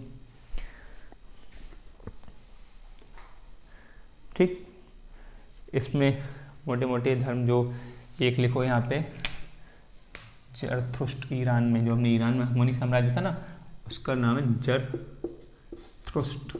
ठीक है, रहा है जरथुष्ट्र। यहाँ पे षटकोण वाला सा भी बना मिल जाएगा, वो वाला सपेरा वाला भी सा मिल जाएगा। जरथुष्ट्र पंथ लिख लो। देखो धर्म और पंथ का अंतर हम लोग पढ़ेंगे अभी जब थोड़ा सा पॉलिटी पढ़ेंगे।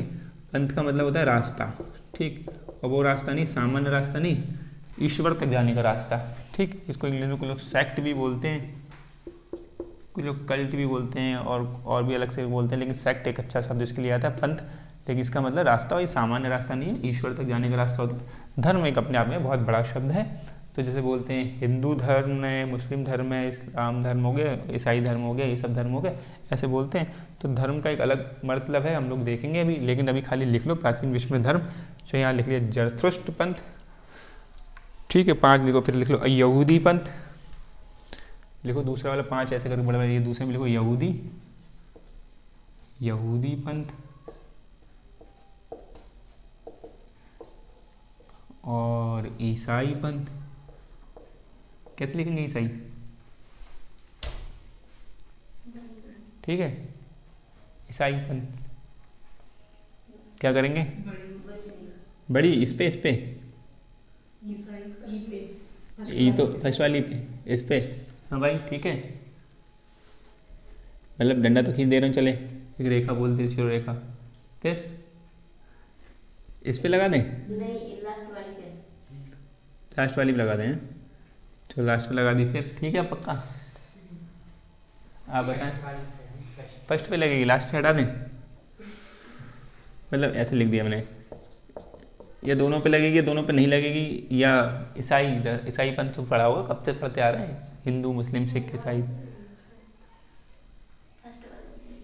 फर्स्ट वाले पे लगेगी। चलो इनका आपका हो गया, चलो फर्स्ट वाले पे आपने बता दिया। फिर अब आपका बताओ, सही है। थोड़ा बहुत ये चीज़ भी ध्यान रखेंगे हम लोग ना, क्योंकि ये भी ध्यान रखना पड़ेगा मात्राएं वगैरह। तो इस पीछे वाले पे लगा दें, पीछे वाले पे भी लगा दे रहे हैं, चेक तो कर ही लेते हैं बच्चे ऐसे करके। तो इसमें क्या हो जाएगा, इस पे भी लगा दे रहे हैं। फिलहाल देखो दोनों पे लगेगी, ठीक, ना आगे ना पीछे, दोनों पे लगेगी, ठीक। ईसाई, ठीक है, तो ये ध्यान रखना आप लोग, ईसाई पंथ हो गया। और फिर जिसे हम लोग बोलते हैं यहूदी ज्यूज बोलते हैं ना, ज्यूज जो इंग्लिश में बोलते हैं, यहूदी पंथ, ईसाई पंथ। फिर एक लिख जिसे हम बोलते हैं इसको ब्राह्मण पंथ, ये लिख लो, ब्राह्मण धर्म, एक्चुअली वैदिक धर्म। इसमें हम लोग धर्म की बात लिख सकते हैं, ये वर्ड, ठीक, वैदिक धर्म चला आ रहा था पुराना, ये ब्राह्मण पंथ कुछ लोग बोल के लिखेंगे, जब सबको पंथ लिख रहे हैं तो पंथ, लेकिन ब्राह्मण धर्म, ब्राह्मण वैदिक पंथ। और एक चीन में कन्फ्यूशियस बात चलने लगा था, नेक्स्ट वो लिख लो, मतलब अगला लिख लो ये, हाँ इस पर धर्म लिख लो। हम लोग धर्म और इसका अभी पॉलिटी देखेंगे थोड़ा सा, तब उसमें भी देखेंगे आएगा। और बीच में अभी तो यहाँ पे तब इसमें विवाद है नहीं, यहाँ पर जहाँ आएगा विवाद इसका तो हम वो भी पढ़ेंगे। अभी हम लोग पाथ से भटकेंगे नहीं। तो कन्फ्यूशियस बात, कन्फ्यूशियस, हाँ कन्फ्यूज मत हो जाना बाद, ठीक, ये ध्यान रखो। अब ये वो चीन में चलेगा, इसको चीज के नीचे ब्रैकेट में चीन लिख देना। ठीक है। और वैदिक धर्म जो भारत का मिडल पार्ट है, ईसाई लिखना चाहो तो इधर लिखो, इसके नीचे लिखो जेरूसलम, मतलब ये लिखो यहाँ पर फिलिस्तीन हो गया। और ये इजराइल का जो इजराइल वाला एरिया ना, इजराइल, उसमें जेरूसलम नाम का स्थान है, जेरूसलम, ठीक है, इसका इजराइल। और जेरूशलम लिखो, जेरूशलम। इसके नीचे हो गया, ये तो भारत का मेजरली पार्ट हो गया, ठीक है। और ये यहूदी फिलिस्तीन, यहूदीपन फिलिस्तीन वाला क्षेत्र है ना, ये हम क्या लिख रहे हैं, क्षेत्र लिख रहे हैं, एरिया, कहाँ पे क्या है, मिल गया फिलिस्तीन। और ये कौन सा हो गया, ईरान।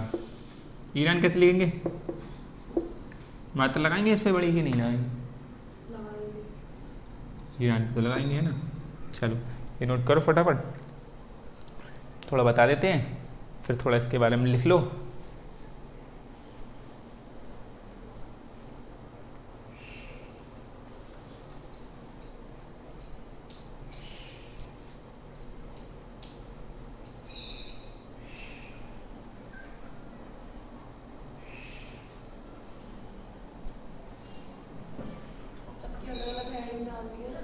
अभी हाँ एक ओरली बस समझा दे, तभी जब लिखेंगे हेडिंग डालेंगे तो अच्छे से समझ में आएगा कि क्या क्या है क्या नहीं है। लिख लिया, समझो पहले अब इसको। देखो जरतुरुस्पंथी ईरान वाला मेजरली एरिया है, ठीक है। ईरान, इनके लोगों को पारसी बोलते हैं। जब भारत में ये लोग आ गए थे, जैसे रोमन साम्राज्य था, ठीक, उनने इस पर कब्जा कर लिया, रोमन साम्राज्य इन पर कब्जा कर लिया, तो रोमन साम्राज्य इस पर कब्जा कर लिया, तो यहाँ के कुछ लोग ना भाग गए थे, थोड़ा सा बच के भागने लगे, वो थोड़ा ज़्यादा अत्याचार वगैरह करते थे। ये लोग क्या करते थे ना कि जो है इनको एक ही धर्म पे विश्वास रखते थे ये लोग, और एक ही देवता पे विश्वास रखते थे। और वो ईरान के जो लोग, वो जो रोमन साम्राज्य वाले लोग, वो राजाओं की पूजा भी करवाते थे, कि मतलब अपने जो राजा हो गए उनकी मूर्ति बनवा ली, उनकी पूजवाते थे। बहुदेववाद मतलब बोलते थे उनको, बहुदेव, बहुत सारे देवता। लेकिन ये लोग एक ईश्वरवाद में बिलीव करते थे। तो यहाँ के कुछ लोगों उन्होंने ज़्यादा अत्याचार किया कि भाई आपको हमें भी मानना पड़ेगा, हम राजा हैं तो हमारी भी पूजा करनी पड़ेगी। तो ये लोग इसमें कुछ लोग भाग के एक एरिया की तरफ बढ़ गए, वो भारत की तरफ बढ़ गए। तो जो भारत में आज भी कुछ लोग हैं जो पारसी लोग बोलते हैं, तो वो यहीं के लोग, जरतुरुस्पन के लोग, ईरान के लोग आ गए। और ये लोग उद्योग में, व्यापार करने में मतलब बहुत अच्छे माने जाते हैं। इनके पास जैसे जो रतन टाटा हैं, उनके जो एंसेस्टर वगैरह हैं वो सब वो ईरानी लोग हैं, पारसी लोग हैं, ठीक, वहाँ से लोग आए हुए। जमशेदजी टाटा, जिनके नाम पे एक नगर का पूरा नाम पड़ा हुआ है। तो वो लोग बहुत उद्यमी होते हैं, मतलब सक्सेसफुल ज़्यादा अच्छे होते हैं व्यापार में, उनका बहुत अच्छा दिमाग चलता है व्यापार में। तो ये लोग, ईरान के लोग, वहाँ के कुछ लोग भाग के आ गए जिनको अत्याचार नहीं सह मिल रहा था। तो ईरान में चल रहा था, जरतुरुष्ट नाम का एक शासक था, उसने ये पंथ स्टार्ट किया था, ठीक। तो इसलिए इसको जरतुरुष्ट पंथ बोलने लगे। और एक ईश्वरवाद पे लोग बिलीव करते थे। ये लोग मोटा मोटा क्या मानते थे, ये पूरी दुनिया है इनके हिसाब से, जो पूरी दुनिया है वो दो शक्तियाँ हैं, ठीक है। एक शक्ति है प्रकाश की, एक शक्ति है अंधकार की, ठीक है। ये दुनिया इन दो शक्तियों के से चल रही है, ये लोग, ये पंथ वाले लोग मानते हैं। अब प्रकाश का मतलब, इसीलिए इसके धर्म में इसको ये अच्छाई मानते थे, यानी कि अच्छाई बुराई। तो इसको मानते थे ये प्रकाश की जो शक्ति है वो अच्छाई और ये बुराई है, मतलब अच्छाई और बुराई के बीच में दुनिया चल रही है। और जैसे भी कभी कोई अच्छाई जीत रही है, कभी बुराई जीत रही है, ऐसे करके बात हो रही है। जैसे रात आ गई तो उन्होंने सोचा अंधकार, अब बुराई हावी हो गई, हम पे ऐसे करके हम कुछ काम नहीं कर पा रहे हैं, और प्रकाश में हम कुछ काम कर पा रहे हैं आगे आगे, तो उनको ये अच्छा लगने लगा, बुरा लगने लगा। तो बता रहे हैं दो प्रकार की शक्तियाँ हो गई, प्रकाश की और अंधकार की शक्ति हो गई, इनसे दुनिया चल रही है। तो इसीलिए ये लोग क्या हुआ कि सूर्य की, अग्नि की पूजा करने लगे, ठीक है। इनमें प्रकाश हो एक तरीके से मिलता था इनको। तो सूर्य और अग्नि की, चाहे नीचे नीचे हल्का शॉर्ट में ऐसे कर डिनोट कर लेना अपने हिसाब से, है ना। बाद में पैरा करेंगे तो आपको पैरे में लिखा मिल जाएगा, लेकिन पैराग्राफ में क्या होगा ना, तो बीच में ऐसे वर्ड ढूंढने में थोड़ा दिक्कत होगी। तो प्रकाश, अंधकार ऐसे कुछ ध्यान आ जाएगा, और सूर्य, अग्नि ध्यान आ जाएगा। तो इसकी ये लोग पूजा करने लगे, ये ध्यान रखना कि इनको अच्छे, इनके लिए पूजनीय हो गई ये दोनों, ये सूर्य और अग्नि। तो और अंधकार में, अंधेरा जैसे रात आ जाती तो, या कोई भी चीज़ ऐसी जो अंधकार वाली बात करती तो वो उसको बुराई के में करते थे। पूजनीय इनके लिए तत्व हो गए, और बाकी जो भी चीज़ रिलेटिव बची अंधकार से रिलेटेड, वो उनके लिए क्या हो गई, मतलब नेगेटिव वाली हो गई, बुराई वाली हो गई। ये बात समझ में आ रही थोड़ी सी, इनके हिसाब से इतना। फिर यहूदी पंथ में अगर हम लोग आएँ, इसे रेस करें। यहूदी पंथ में क्या होगा कि यहाँ पर जैसे एक पहले समझें आप लोग, अभी बता दो प्रेजेंट की बात है। जैसे ये तीन धर्म, जैसे एक ईसाई और यहूदी और मुस्लिम, ठीक, इनको बोलते हैं अब्राहमिक रिलीजन, ठीक है। अब्राहमिक, हाँ ऐसे कर दो तो अब्राहमिक, ठीक, रिलीजन या फिर पंथ भी बोल दो, धर्म भी बोल सकते हैं, अभी यहाँ पे कोई दिक्कत नहीं है। अब्राहमिक रिलीजन का मतलब क्या हो गया कि ये लोग तीनों जो धर्म है ये एक ईश्वरवाद पे बिलीव करते हैं, एक ईश्वर, एकेश्वरवाद का मतलब क्या हो गया, एक ईश्वर, ठीक है। इनके एक ईश्वर होंगे, एक किताब होगी, ठीक है। जैसे हमारे यहाँ के बहुत सारी गीता है, रामायण है, ठीक, वेद हैं, पुराण हैं, शास्त्र हैं, उपनिषद है, वेदांग है, छद्मोपनिषद है, बहुत चीज़ें हैं, बहुत सारी बुक्स हैं हमें पढ़ने के लिए। लेकिन इनके हिसाब से क्या है, एक ईश्वरवाद और कोई एक होली बुक जिसे बोलते हैं, एक होली बुक, पवित्र किताब। होली का मतलब इंग्लिश में से होली लिख दिया, होली भी लिख देते हैं, और यह बुक, और यहाँ लिख दे होली किताब और नीचे यह बुक। एक कोई किताब होगी और एक ही ईश्वर होंगे, ये तीन धर्म ऐसे हैं, ठीक। ये तीन धर्म आपस में रिलेट करते हैं। पहला कौन हो गया इसमें, यहूदी पहले नंबर पे, फिर दूसरे नंबर पे ईसाई, इनके बाद ये बना, फिर तीसरे नंबर पर मुस्लिम बना, ठीक है। ये भी समझ लेना, पहले कौन सा धर्म हुआ, यहूदी धर्म बना, फिर ईसाई धर्म बना, उसके बाद मुस्लिम धर्म बना, और ये धर्म चलता ही आ रहा है, पता नहीं चल रहा कब से ऐसे करके बोलते हैं, ये भी ध्यान रखना है। ये भी डेवलप हुए, सब बने हैं, और इसकी कोई हिस्ट्री वगैरह ज़्यादा खास मिलती नहीं है, कितनी है, लेकिन कुछ लोग बोलते हैं कई करोड़ वर्ष इतना पुराना वगैरह, वो अलग है, उस पर डिबेट में नहीं जाएंगे। लेकिन ये समझ लो इनकी हमें डेट पता है कब से कब बने हैं। यहूदी यानी कि ये लोग भी एक ईश्वर को मानेंगे, ये भी एक ईश्वर को, एक ईश्वर को, एक होली किताब होगी, समझ में आ रहा है ये बात। और इन तीनों को बोलते हैं क्या, अब्राहमिक रिलीजन, ठीक है। ये भी ध्यान रखना, कोई पूछता है और आता भी है कि भाई कि अगर अखबार में कोई घटना घट जाती है तो उसमें वो अखबार वाले अब्राहमिक रिलीजन या अब्राहमिक पंथ करके कर देते हैं, गायब कर दें, नहीं लिखना है, ध्यान रख लेना प्यार, ठीक है। कभी टर्म आगे आएगी तो मैं अब्राहमिक रिलीजन का यूज़ करूँगा तो समझ में आ जाएगी। तीन ही प्रकार के हैं पंथ, और बाकी जैन बौद्ध ये लोग, इनमें कोई एक किताब डिनोटेड नहीं है, ठीक है। लेकिन हाँ एक को, जैसे इनके जैसे जैन में महावीर जी अलग हैं, फिर उनके तीर्थंकर और पहले वाले थे, उनको भी वो लोग अच्छे से मानते हैं। सिख वाले धर्म में नानक गुरुदेव हैं, उनसे बाद में अंगद हैं और लोग हैं, ये सब लोग गुरुदेव हैं, इनके भी वो लोग सबकी वाणी सुनते हैं, मतलब उनको तो मानते हैं, जो पहले गुरु नानक साहब हैं उनको तो मानते हैं, लेकिन उनके बाद में भी जो गुरु आए उनको भी अच्छे से पूछते हैं। तो इसका मतलब नहीं कि वो एक पे डिपेंडेंट है, ठीक है। ऐसे सब धर्मों में अलग अलग जो भी उनके अनुयायी हुए हैं, जो भी उनके बड़े शिष्य जो ऊपर तक पहुँच गए, तो वो और छोटे छोटे अनुयायी सबको मानते हैं। लेकिन इसमें क्या है, इन तीनों धर्मों में सिर्फ एक को ही मानना होगा, इसके अलावा किसी को नहीं मानना होगा, ठीक। एक और इसके अलावा कोई नहीं, बाकी सारे अगर जो नहीं मानते वो सब अलग काफिर, और जो मानते हैं तो उनमें सिर्फ आपको एक को ही मानना पड़ेगा और एक ही किताब को मानना पड़ेगा। ऐसे ही गुरु, जैसे ईसाई वाले धर्म में क्या कि एक किताब बनी है उनकी, ठीक है, उसमें पद लिखे हुए हैं, शब्द लिखे हुए हैं, तो वो पढ़ते हैं। लेकिन उसके बाद के गुरुओं ने भी कुछ अगर अच्छी वाणियाँ दी हैं तो वो वाणी भी उनकी भी पढ़ी जाती है, उनकी वाणी को भी गाया जाता है गुरुद्वारा में बैठ के। ऐसे ही अलग अलग धर्मों में ये भी है। लेकिन इस वाले धर्म में, इन तीनों धर्म में, ईसाई, यहूदी और मुस्लिम वाले में एक ही किताब, एक ही ईश्वर, ये ध्यान रखना, एक ईश्वरवाद। इन्होंने भी एक ईश्वरवाद पर बल दिया। लेकिन उससे पहले अगर हम आ जाएँ कि अब समझो थोड़ा सा यूनान और यूरोप वाला, तो यूरोप में अगर हम चले जाएं तो यूरोप में क्या था कि यूनानी एक सभ्यता बोल देते, लेकिन वो यूनानी साम्राज्य तक नहीं पहुंच पाई थी, और रोमन सभ्यता, ठीक। तो यूनान और रोमन ये दो तरह की वहाँ पे थे यूरोप में। रोमन वाले में क्या था कि ये लोग क्या करते थे, बहुदेववाद में बताया ना, अपनी मूर्ति की पूजा करवाते थे। शासक, एक शासक हुआ, कल को दूसरा होगा तो उनकी मूर्तियाँ बहुत सारी बनेंगी, अपनी पूजा करवाते थे, बहुदेववाद बोलने लगे और अलग अलग देवता में मानते थे। फिर इन्होंने इस पर कब्जा कर लिया, फिर ये बहुदेव वाली बात कर रहे थे। तो जो यहाँ के लोग थे ना, इनमें ज़्यादा एक तरफ जो रोमन वाले, उनको एक तरीके से साइड में लिख लो, पेगन धर्म बोलते हैं। हालांकि उतना रिलेटेड है नहीं, लेकिन पेगन धर्म इनको फॉलो करते थे, मतलब बहुदेववाद जिसे बोलते हैं। थोड़ा साइड में ऐसे कर लिख लेना, और ज़्यादा कहीं बीच में अगर मैं लिखवा दूंगा तो लिखवा दूंगा। लेकिन पेगन धर्म का मतलब क्या हो गया कि रोमन साम्राज्य में पेगन धर्म की थोड़ी चलती थी। इसका मतलब क्या है मैं बताता हूँ कि जो राजा महाराजे थे वो तो खाली बैठे रहते थे। काम कौन कर रहे हैं, कुलीन, जो ऊपर के बाद कुलीन हो गए, उसके नीचे के बाद मध्य वर्ग वाले हो गए, जनसामान, तो जनसामान वाले लोग काम कर रहे हैं, ये लोग खाली बैठे रहते थे। तो ये लोग खाली बैठे रहते थे, इसी की वजह से एक साइड में ऐसे लाइन जैसे मैंने मार रखी ना बोर्ड पे, ऐसी एक साइड में लाइन लेके चलते रहोगे तो उसमें ये चीज़ें लिखते रहेंगे जो एक्स्ट्रा कुछ मिल रही हैं। पेगन धर्म हो गया, बहुदेववाद हो गया, कई बार बोलते बोलते आ जाती ध्यान में, तो वरना मेन तो हमें यही पढ़ना है। तो जैसे बहुदेववाद में ये आगे पेगन धर्म आ गया, रोमन साम्राज्य चल रहा था, इसी की वजह से क्या हुआ, जैसे ओलंपिक खेल सुना है आपने, है ना। तो ओलंपिक खेल कैसे डेवलप हुआ, ऐसे हुआ कि जो राजा महाराजा थे वो तो खाली बैठ रहे थे और ये सब लोग काम वो कर रहे थे, वो लोग तो वो करते क्या थे कि हम खाली बैठे हैं, ऐसे खाली खेल रहे थे, अपना समय कैसे काटना, तो खेल स्टार्ट हो गया। तो खेल स्टार्ट होते होते आज वो ओलंपिक बन गया, ठीक है। उन्हीं के यूरोप की तरफ से खेल चलते हैं, ये भारत का थोड़ी ना ओलंपिक खेल, यूरोप के वाला खेल चल रहा है। तो ये लोग क्या, राजा महाराज खाली बैठने लगे, वो लोग को काम करना, सारा उगाना उन्हें, सब कुछ उन्हें करना है, सेना को रक्षा करनी, हमें क्या करना है, तो वो अपना समय काटने के लिए खेलने लगे। तो एक तरह से ओलंपिक खेल की भी ऐसे आई, ठीक है। और मूर्तियाँ बनाने लगे कुछ अलग अलग, जैसे होता है ना, एक होता है कि वैसे मूर्ति बनाना जो ज़मीनी स्तर पे जाके वो मेहनत कष्ट होते हैं वो लोग, लेकिन ये को अपने टाइम काटने के लिए आर्ट वर्क करते हैं ना थोड़ा सा, तो इन्होंने आर्ट करते करते तो मूर्तियों जैसे इंडिया में गांधार मूर्ति कला हम लोग पढ़ेंगे, जब पढ़ेंगे कला संस्कृति पढ़ेंगे तो गांधार मूर्ति कला आपने पढ़ी, तो गांधार मूर्ति कला की जो डिज़ाइनिंग वगैरह उसमें जो शेप दी जाती है बॉडी की, मतलब बहुत अच्छे से डिनोट की जाती है, नसें और उनकी बॉडी वगैरह बहुत अच्छे से बनाई जाती है शार्प लेके, तो वो कहाँ से निकली, यूरोप से ही निकली है कि इन लोगों के पास, राजा के पास बहुत खाली टाइम मिला तो ये लोग ओलंपिक खेल के, यानी कि यहीं पे किससे विकास हुआ, ओलंपिक खेल यहीं से मिला, ये पेगन धर्म की वजह से, ठीक है।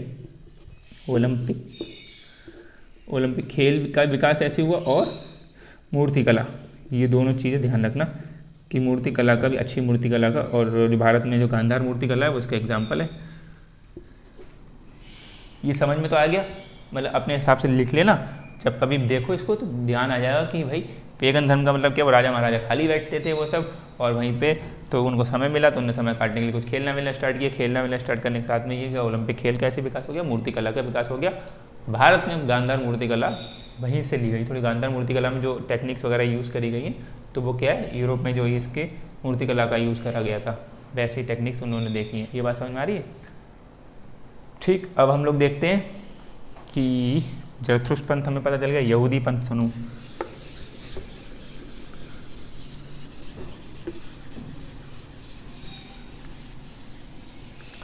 यहूदी पंथ में क्या है कि अब्राहम, मतलब ये जो यहूदी वाले लोग हैं, फ़िलिस्तीन का एरिया मेजरली जो, अगर मैप तो आप लोगों को बहुत क्लियर हो तो इजराइल फ़िलिस्तीन वाला जो एरिया है, कुछ आइडिया वाइडिया होगा नहीं वैसे मैप का, है ना, थोड़ा सा मैप भी देखते चलेंगे, देश वगैरह देखते चलेंगे कहाँ पर है। तो ये भी एक ईश्वरवाद पे बल देते थे, अब्राहम इनके पैगंबर हुए, ठीक है, अभी लिखवा देंगे, अभी समझो इसमें। अब्राहम जैसे मोहम्मद पैगंबर उनके हुए, मोहम्मद साहब हुए इस्लाम में पैगंबर हुए, ठीक। ये तीनों के नाम जैसे तीन हम लोगों ने लिखे थे, एक लिखा था जैसे यहूदी लिख लिया पहले पे, ठीक, तो यहूदी फर्स्ट नंबर पे है, तो यहूदी के एक, इनमें एक ही लीडर होगा जिनकी ये लोग देखेंगे, तो वो कौन होंगे, अब्राहम, यहूदी वालों में, ठीक, इनका नाम अब्राहम। इसके बाद मूसा आए, अली आए, बहुत लोग आए, लेकिन अब्राहम की लोग पूजा करते हैं, अब्राहम की बात मानते हैं। फिर ईसाई, ईसाई में कौन हो गए, कोई आइडिया बताओ? जीसस, ठीक है, ईसा मसीह, है ना, इन्हें बोलते हैं ईसा मसीह हिंदी में, इनकी ये बात बाड़ी मानेंगे, ठीक। और फिर कौन बचा, मुस्लिम पंथ, ठीक, तो मुस्लिम वाले में कौन, पैगंबर साहब, पैगंबर, हालांकि उनके मोहम्मद साहब नाम उनका, ये तीनों पैगंबर ही हैं। मोहम्मद पैगंबर का मतलब होता है मैसेंजर, मतलब संदेश, ईश्वर का संदेश लाने वाला हमारे पास कौन है, तो ये भी पैगंबर है, ये भी पैगंबर है, ये भी पैगंबर, ईश्वर का संदेश, ईश्वर की वाणी लेके आए, तो इनका नाम अब्राहम है, इनका नाम ईसा मसीह, इनका नाम मोहम्मद है, ठीक है। मोहम्मद साहब भी कुछ लोग लिखते हैं, मोहम्मद भी लिखते हैं। आखिरी बात समझ में, ये पैगंबर का मतलब ईश्वर के भाग, ईश्वर का संदेश लेके आते हैं, इन्हीं की वाणी सुननी है, और मतलब इन्होंने बताया, मोहम्मद साहब बताएं कि अल्लाह ने मुझे संदेश दिया है, ऐसी बात, इनको ये लोग मानते हैं, और किसी को नहीं मानते हैं, बाकी अल्लाह के नाम पे इनको मानते हैं, और ये मानते हैं ईश्वर से, ये कि ईश्वर जो भी एक शक्ति है उन्होंने हमें ज्ञान दिया है, और इनको भी ज्ञान मिला था, इनको रेगिस्तान में ज्ञान की प्राप्ति हो गई थी ईसा मसीह को, ये चले गए थे क्योंकि वहाँ सब पेड़ पौधे तो मिलते नहीं हैं, रेगिस्तानी एरिया है सब फिलिस्तीन वाला, तो वहाँ पर यरूशलेम में जाके इनको रेगिस्तान में इनको ज्ञान की प्राप्ति हुई ईसा मसीह को, उनके बाद में पता चला, और उन्होंने सोचा कि हम ये ज्ञान हमें फैलाना चाहिए आगे तक। तो यहूदी पंथ में ध्यान रखना, ये अब्राहम है, ये भी एक ईश्वरवाद पे बल देते थे। एक ईश्वरवाद मतलब कि एक ईश्वर की पूजा करो, एक ही, उसके अलावा और किसी की, मतलब शासकों की पूजा वगैरह मत करो। इसी यहूदी पंथ, ये जो ईरान वगैरह वाले लोग पे इन पे कब्जा हुआ, ये लोग इन पे भी कब्जा करने वाले थे, रोमन साम्राज्य वाले, तो इन पे भी अत्याचार करते थे, वो अपनी पूजा करवाते थे, कि इनसे अपनी शासकों की मूर्ति बनवाते थे, तो उनसे पूजा करवाते थे, तो इन लोगों को भी अच्छा नहीं लगता था। लेकिन इन लोगों को क्या हुआ कि अब्राहम को इन, मतलब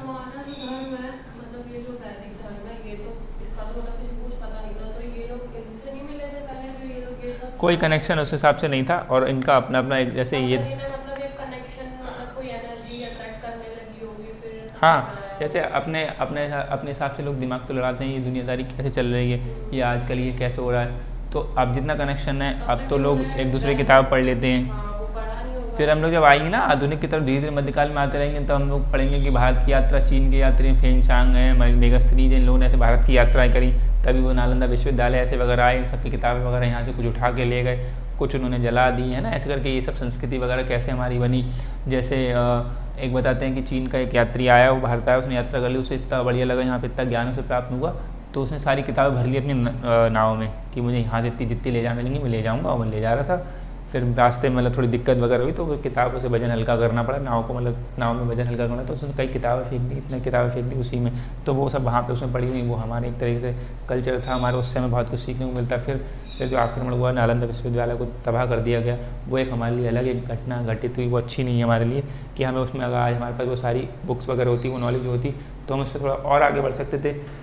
तो ये सब, लेकिन उस टाइम के लोग कनेक्शन इतना था नहीं कि एक दूसरे से विचार विमर्श इतने ज़्यादा साझा हो नहीं पाते थे, आपस के लोगों के विचार विमर्श हो पाते थे। तो ये जो अब्राहम थे ये भी थोड़ा सा एकेश्वरवाद पे बल देते थे, ये ध्यान रखना है। फिर इनको भी सताया जाता था, इनसे भी कहा जाता था कि मूर्ति पूजा वही करो और ये सब, और हमारे शासकों की पूर्ति करो, ये भी अच्छा नहीं मानते थे। फिर धीरे धीरे क्या हुआ कि इनको लगा कि ऐसे ही, मतलब अब्राहम तो एक इंसान थे, वो चल रहे थे, वो अपने को संदेश वगैरह दे रहे थे, लेकिन फिर इनको लगा कि कोई अवतार लेगा, ईश्वरीय का अवतार लेगा जो हमें इन सबसे छुटकारा दिलाएगा। तो ईसा मसीह का मतलब जन्म होता है, तो इन्हें लगता है कि ईसा मतलब ये यहूदी पंथ ईसाई पंथ मिलके दोनों एक ही पंथ है, ठीक है, ये दोनों लोग जीसस क्राइस्ट को ही मानने लगे। अब्राहम इनके क्या थे, एक अच्छे मतलब व्यक्ति थे जो जिनकी इनकी बातें अच्छी लगती थी, इनको फॉलो करते थे। लेकिन क्या हुआ कि इनको लगा कि एक बार कोई जन्म लेगा ईश्वर का अवतार जो हमें इनसे छुटकारा दिलाए, किनसे, अत्याचारों से, कि हमें इनकी पूजा करनी पड़ी, उनकी पूजा करनी पड़ी। तो ईसा मसीह जब अवतरित हुए, ईसा मसीह मतलब आप उनको उसकी प्राप्ति हुई ज्ञान की रेगिस्तान में जाके अगर पहुँच के, तो उनको लगा कि मुझे ये संदेश, ईश्वर का संदेश लोगों तक फैलाना चाहिए। तो जब वो आए तो उन लोगों को सबको लगा कि ईसा मसीह वही व्यक्ति हैं, मतलब जो अवतार लेने वाले थे, तो उनको मानने लगे बहुत अच्छे से। और फिर बाद में कुछ यहाँ के लोग इसमें आ गए थे, जैसे हम लोग पढ़ेंगे कि यहूदी पंथ में भी ना अलग अलग कैटेगरी के लोग बन गए। जो जन सामान्य लोग थे वो बेचारे परेशान होते थे, उन्हें क्या मतलब दुनियादारी से, वो तो परेशान हो रहे हैं कि अत्याचार झेलना पड़ रहा है। लेकिन इन्हीं में कुछ थोड़े से बड़े लोग थे, पैसे वाले, तो बोलने उनके रोमन साम्राज्य वाले को शासकों से साठगांठ कर लेते, अरे ठीक है हम पूजा कर लेंगे आपके, ऐसे लोग होते हैं ना, कुछ लोग होते हैं जो डर आ जाते हैं। तो इसी में जो पंथ के लोग, पुरोहित लोग ऐसे बोल रहे हैं, उनको अगर पुरोहित बोलें तो इस वाले पंथ में कुछ पुरोहित हो गए जिन्हें इन चीज़ों से मतलब है कि आडंबर करो, यहाँ पूजा करो, ऐसे वैसे करो, जो पैसे वैसे ऐंठते थोड़ा डरा धमका के रखते हैं। इन्हें क्या मतलब है, इन्हें सीधे सीधे मतलब है कि हम एक कोई किसी की पूजा कर लें, हमें थोड़ी शांति मिल जाए, हम दिन भर का काम करके आ रहे हैं, हमें एक तो शांति जगह मिल जाए, वो मिल जाए, और हमें किसको देखना है। लेकिन ये कहते हैं उसमें भी शांत नहीं रहने देते उनको, ठीक है, कि अब तुम्हें क्या करना पड़ेगा, अब ऐसे कर लो शांति के लिए, वो कर लो, ये कर लो। तो ये लोग इन्होंने साठगांठ कर ली शासकों से।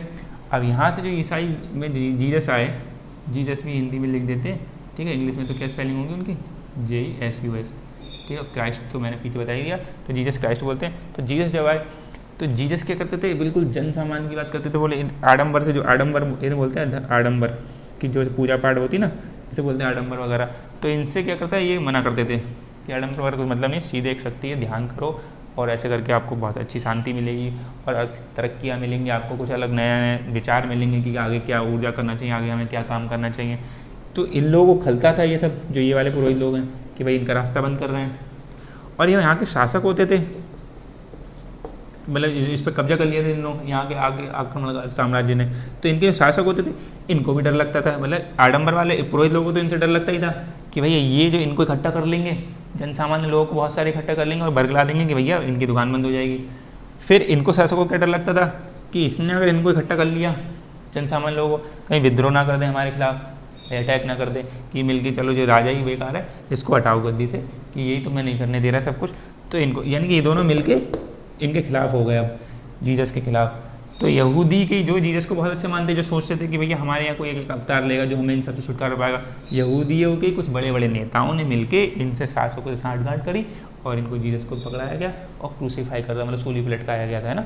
तो वो उसमें यहूदी के लोगों का ही हाथ था, जबकि ये लोग मानते थे कि हमारे लिए कोई ऐसा आएगा व्यक्ति, तो इनका ही थोड़ा बहुत हाथ था।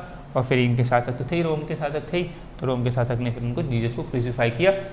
फिर कुछ लोग बताते हैं कि इनमें से कुछ लोग जो बेचारे जन सामान्य लोग, परेशान वाले लोग, उनको ऐसा लगा कि जीसस क्रूसीफाई हो गए, बाद में उनको सूली पे से उतारा गया, ठीक है, ऐसे बोलते हैं। उनकी माता ने ऐसे करके गोदी पे लिया, एक फोटो बहुत अच्छा बना हुआ है, बहुत बड़ी, मतलब म्यूजियम वहाँ पे लगा, देखते हैं वहाँ पे जाके कुछ लोग म्यूजियम में, जब एक पूरी बड़ी सी बहुत बड़ा स्टैचू बना हुआ है, उनकी माता उनको गोद में ली हुई है, तो ऐसा बताते हैं कि मतलब वहाँ पे अगर चले जाओ तो एक अलग सी वाइब आती कि हाँ भाई ऐसा कुछ हुआ होगा, थोड़े रोने कराने की आवाज़ ऐसे लगती है। अब वो हॉल इस प्रकार से क्रिएट किया गया इतना बड़ा कि अपने आप लगता है वहाँ पे कुछ लोग अपने आप आंसू निकल आते हैं वहाँ पे। तो जीसस को ऐसे करके क्रूसीफाई से उतारा गया।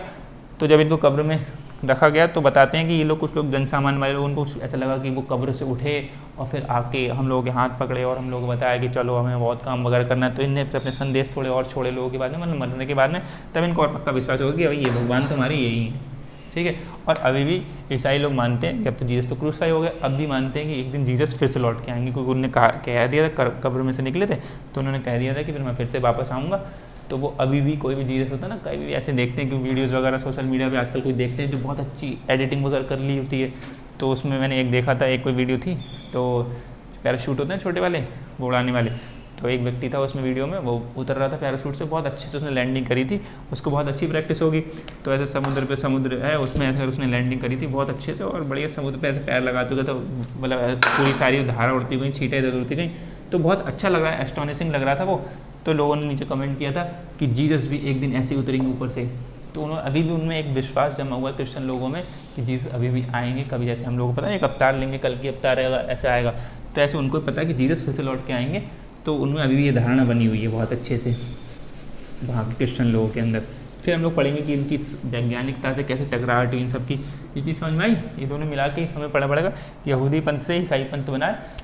बाइबल एक मोटा हिस्सा है जो आज पढ़ते हैं, उसका पुराना पार्ट हो गया ओल्ड टेस्टामेंट, ठीक। तो ये लोग किस देवता की पूजा करते थे? जो यहूदी वाले लोग हैं यहावे।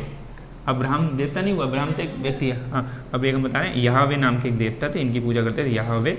और अभी मैं लिखवा भी दूँगा उसमें, ये स्पेलिंग इंग्लिश में ही होगी YAHWEH, W कैपिटल बना देते हैं वो लोग, ठीक। यहावे बोलते हैं। तो इन देवता की ये लोग पूजा करते थे। इन्हीं से बाद में ये निकला ईसाई पंथ बना।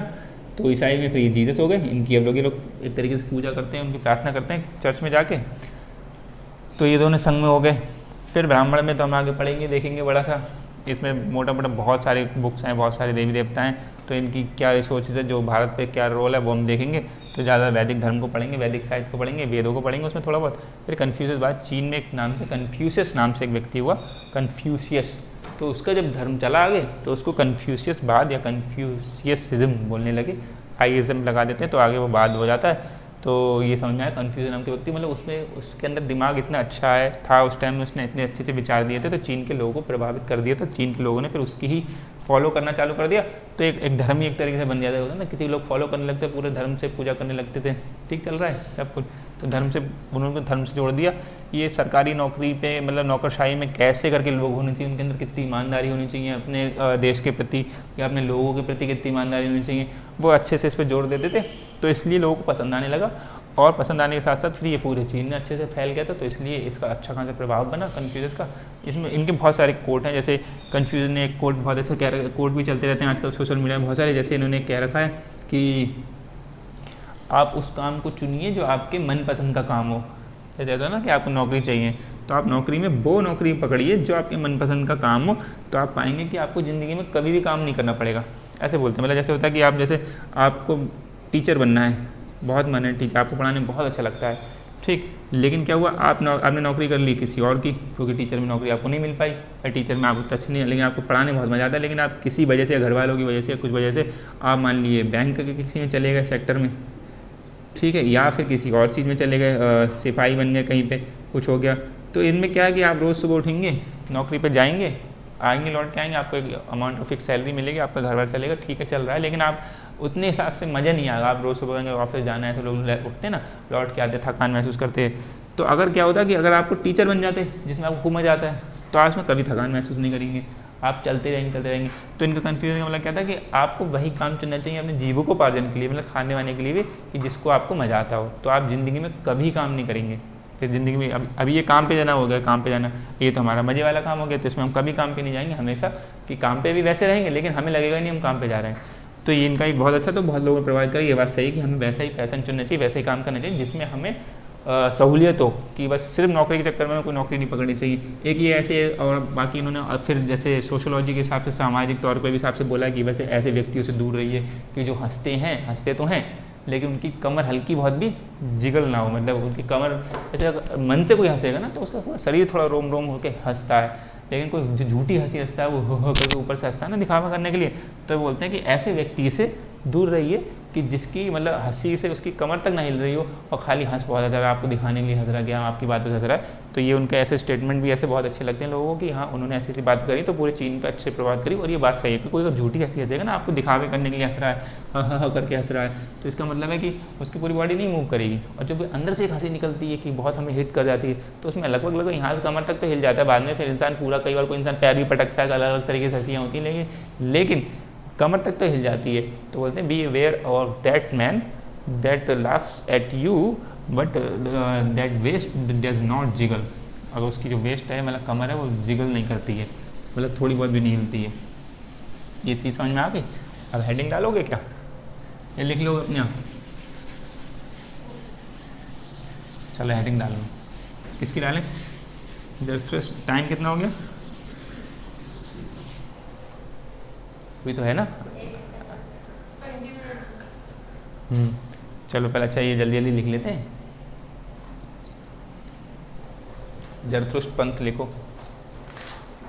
जरथुष्ट्र पंथ एक हेडिंग डालोगे पहले वाले पंथ की।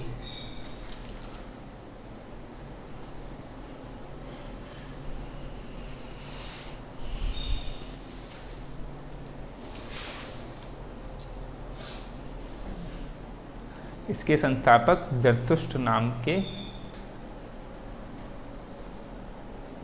सुधारक थे। इसके संस्थापक जरथुष्ट्र नाम के सुधारक थे। ध्यान रखना ना, बहुत इकट्ठा होता जा रहा है आप लोगों के पास, कल का हो गया फिर आज का हो गया, ये सब याद रखना है। अब संस्थापक मतलब ये धर्म किसने स्टार्ट किया, इसके संस्थापक जरथुष्ट्र जो लिखा था, मैंने इसलिए इरेज कर दिया, बार बार ऊपर देखो बोर्ड पे लिख तो लिया था वो सब। जरथुष्ट्र नाम के सुधारक थे।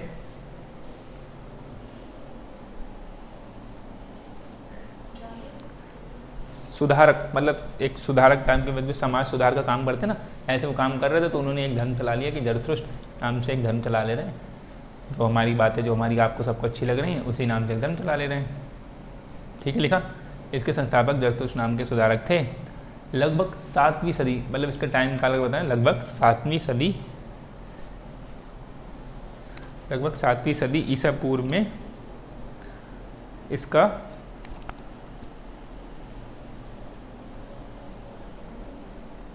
विकास हुआ। लगभग 7वीं सदी ईसा पूर्व में इसका विकास हुआ।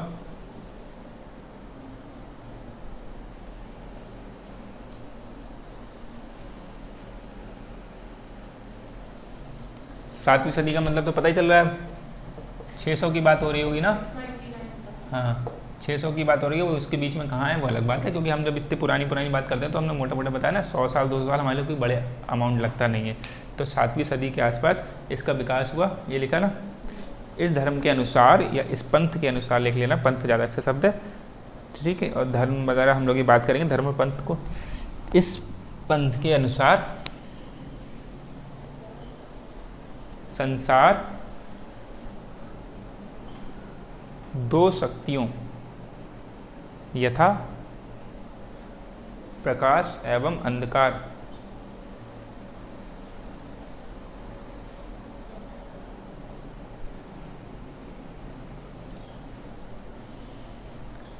संसार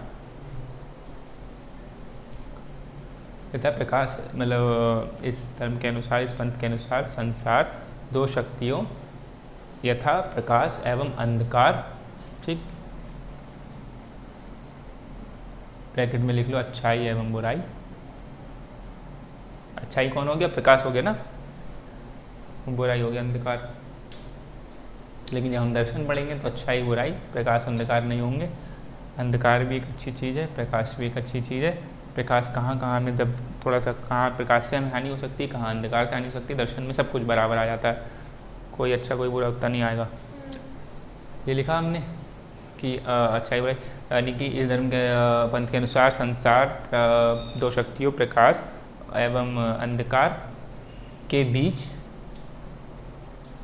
संघर्ष से चलता है, के बीच संघर्ष से चलता है। मतलब ये प्रकाश में अच्छाई की कुछ कभी हावी हो रही, कभी बुराई हावी हो रही, संघर्ष के बीच संघर्ष से चलता है, ऐसे बोले थे ना, के बीच संघर्ष से चलता है। मतलब अच्छाई एवं बुराई के बीच संघर्ष हो रहा है कि कभी वो जीत रहा है कभी वो जीत रहा है, ऐसे करके के के बीच संघर्ष से चलता है। इसी कारण इस धर्म में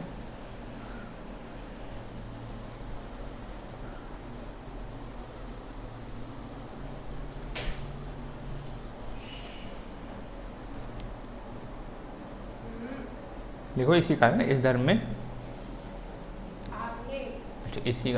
में अग्नि और सूर्य की पूजा होने लगी। इसी कारण इस धर्म में अग्नि और सूर्य की पूजा होने लगी।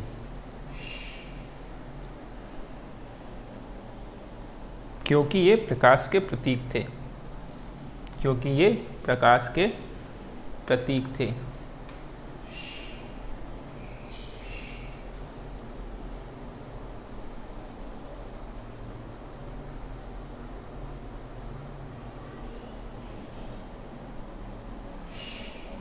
ठीक है, वो वाली बात लिखवा दें कि भारत में ऐसे लोग आ गए थे, पारसी वाली बात। भारत में लोग आ गए थे जब आक्रमण हुआ। लिख लो हल्का सा ना ब्रैकेट। अच्छा पहले तो लिखो, इसमें एक लाइन और लिखो कि इस धर्म को ईरान के अखमनी साम्राज्य ने संरक्षण प्रदान किया। जैसे बड़े बड़े साम्राज्य होते ना, पहले लिखो तभी एक बताते हैं वाली बात। देखो, इस धर्म को ईरान के अखमीनी भी बोलते हैं, ठीक है, ये भी ध्यान रखना। इस धर्म को ईरान के अखमनी साम्राज्य ने संरक्षण प्रदान किया।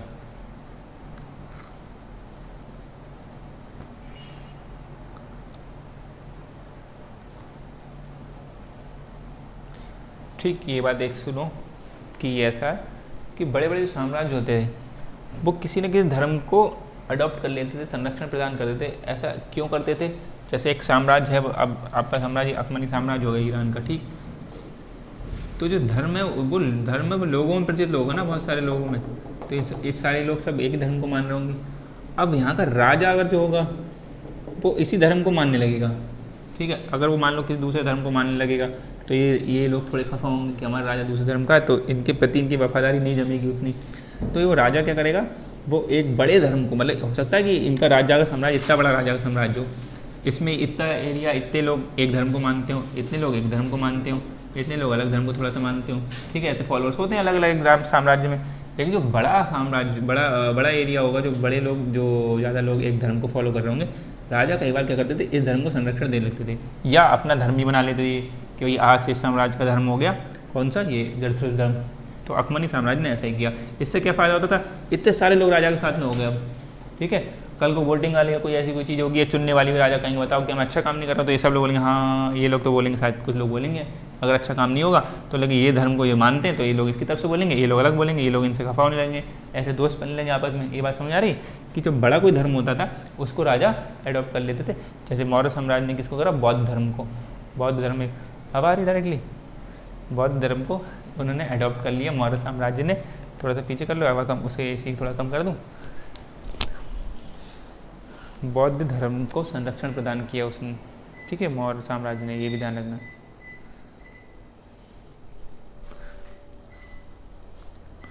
ये बात समझ में आई कि बड़े बड़े साम्राज्य जो होते थे किसी एक बड़े धर्म को चुन लेते थे, तो ईरान के साम्राज्य ने क्या किया, इनको अपना लिया।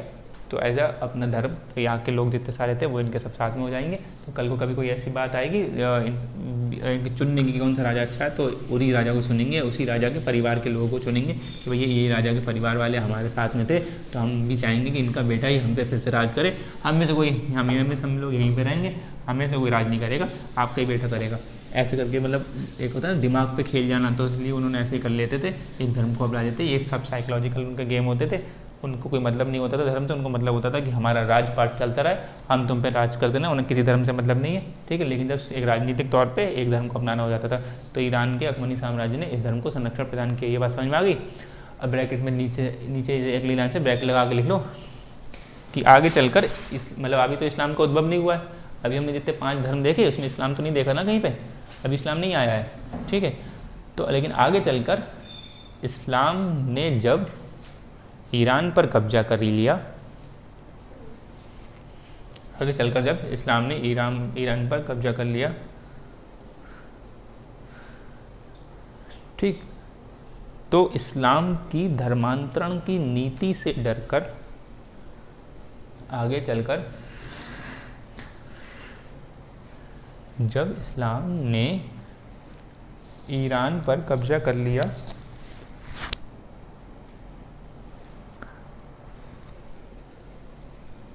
तो इस्लाम की धर्मांतरण की नीति से डरकर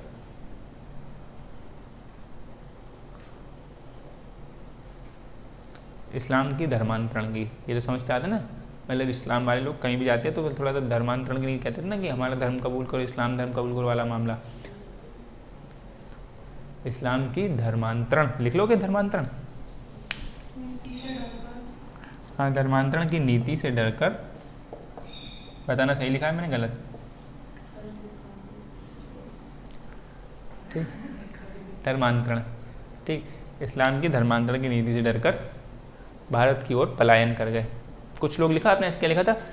कुछ लोग लिखा अच्छा, इस्लाम की क्या लिखा पूरा सेंटेंस बताओ एक बार।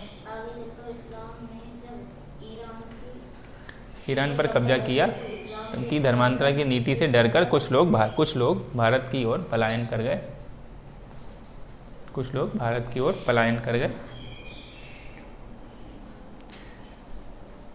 भारत में उन्हें पारसी समुदाय के रूप में जाना जाता है। भारत में उन्हें पारसी समुदाय के रूप में जाना जाता है। ठीक, एग्जाम्पल लिख लेना, जमशेदजी टाटा, है ना, ये एक तरीके से ब्लैक पेन में ब्रैकेट मार लेना, अलग की चीज़ है, इसमें की चीज़ नहीं है, बताने के लिए खाली आपको बताया जा रहा है। भारत में उन्हें यहाँ पारसी समुदाय के रूप में जाना जाता है। उदाहरण या फिर एग्जाम्पल, जमशेदजी टाटा, ठीक है, जमशेदजी जी,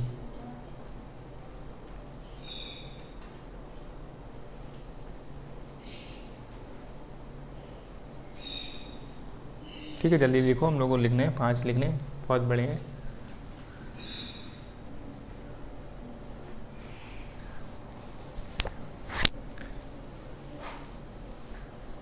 नेक्स्ट लिखो, यहूदी पंथ।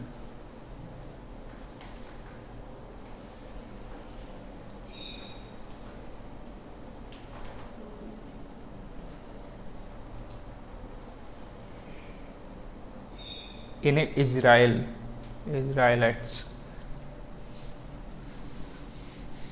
इन्हें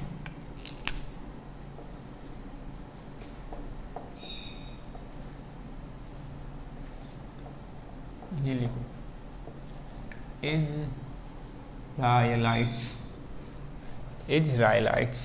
इन्हें इजराइलाइट्स,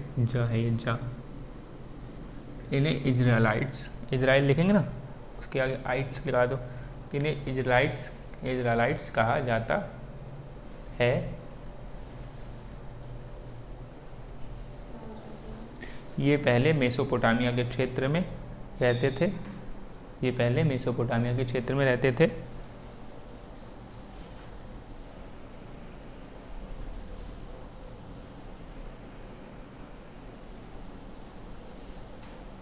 लिखा, ये पहले मेसोपोटामिया के क्षेत्र में रहते थे, फिर फिलिस्तीन आ गए,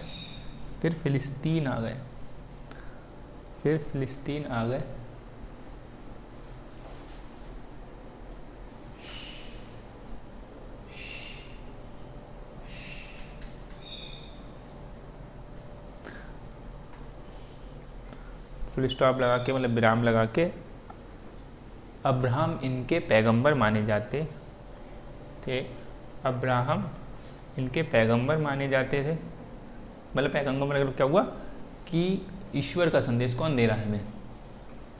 पैगंबर का अर्थ होता है मैसेंजर इंग्लिश में। तो अब्राहम नाम के जो व्यक्ति थे वो ऐसी बातें करते थे, तो उनको लगता था कि ईश्वर के द्वारा, पैगंबर लिख लोगे,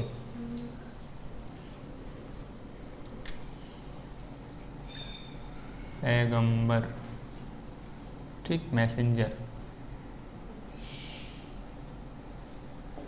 मैसेज पहुंचाने लाने वाला या पहुंचाने वाला, ठीक है, संदेश वाहक। तो ईश्वर का हमें ये मैसेज लेके आते थे। तो अब्राहम इनके पैगंबर बने या अब्राहम इनके पहले पैगंबर माने जाते थे। ठीक,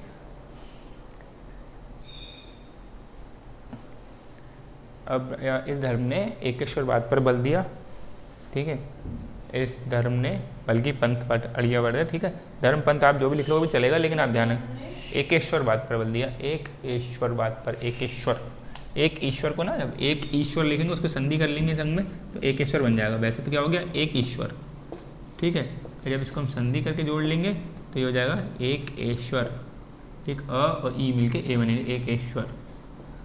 ठीक, और बाद हमने अपने पास से लगाया क्योंकि हम बता रहे हैं कि एकेश्वर बाद एक कोई हमने बताया, तो एक ईश्वर पर बल दिया या एकेश्वरवाद पर बल दिया। इस धर्म ने एकेश्वरवाद पर बल दिया। ठीक, आगे चलकर रोमन साम्राज्य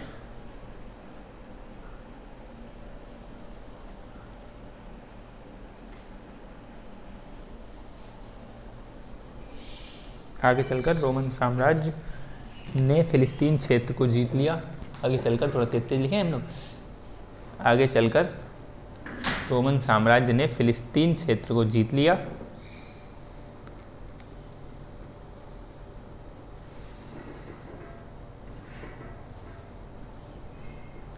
आगे चलकर रोमन साम्राज्य ने फिलिस्तीन क्षेत्र को जीत लिया और यहाँ के लोगों को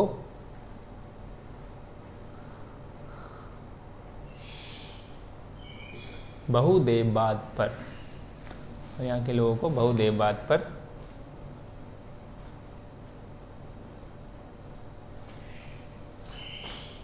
और यहाँ के लोगों को बहुदेववाद पर मानने को, या बहुदेववाद मानने पर को काट लो थोड़ा सा, बहुदेववाद मानने पर, बहुदेववाद मानने पर बल दिया। हमने ये तो लिखा था कि कब्जा किया और यहाँ के लोगों पर बहुदेववाद मानने पर, यहाँ के लोगों को बहुदेववाद मानने पर बल दिया। मतलब वो लोग क्या एकेश्वरवाद को मानते थे, अब वो लोग बहुदेववाद पे बल दे रहे हैं। क्यों? रोमन शासक की मूर्तियों की पूजा होती थी, तो उनको कहता कि एक राजा हमारे ये, इनको ही पूजो, ये पुराने राजा हैं, इन्होंने बहुत हमारे लिए काम किया था, इनको ही पूछो, ऐसे करते थे। तो है ना, एक राजा होते जाएंगे जिन्होंने अच्छा काम किया, उनकी मूर्तियाँ लगती रहेंगी, जो अच्छे राजा हो गए, इनको ही पूजो, इनको ही पूजो, इनको ही पूजो। अब वो ऐसा नहीं कि खाली इनकी बस नमस्ते वस्ते करो, अच्छे से पूजो, बिल्कुल देवता की तरह, कि उनने बिल्कुल तुम्हारी रक्षा करी थी इतने टाइम तक, और अब तुम हमारे साम्राज्य में आते हो इस वजह से।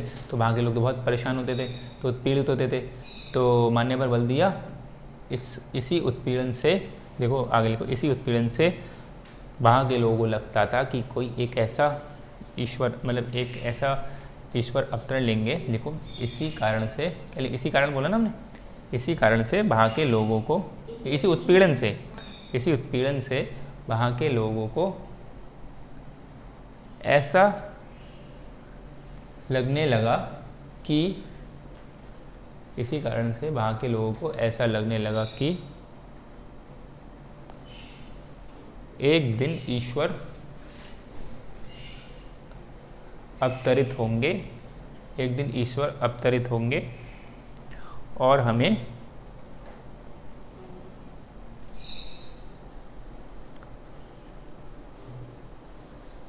इस उत्पीड़न से छुटकारा दिलाएंगे।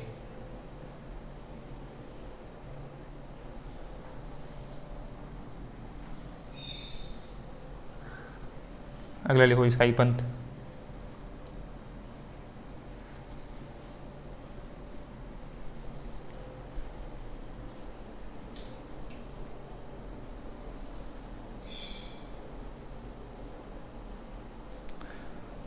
ठीक है, लिखा। यह पंथ भी अब्राहमी,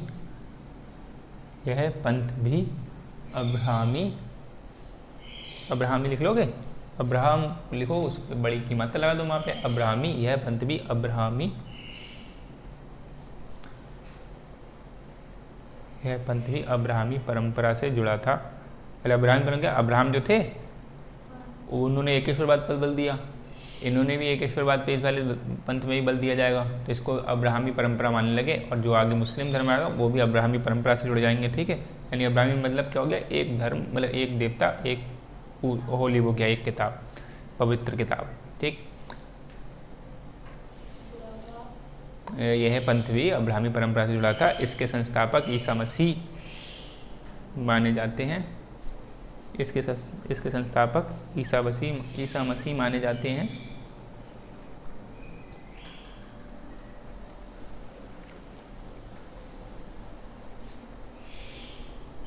इन्होंने भी एकेश्वरवाद पर बल दिया। ये विराम लगाते रहेंगे इन सब के बाद। इन्होंने भी एकेश्वरवाद पर बल दिया।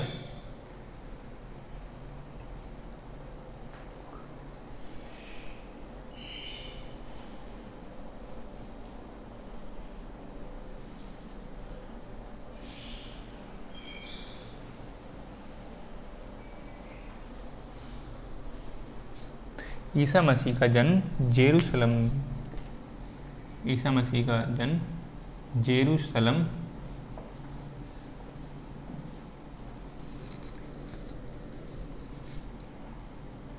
जेरूशलम में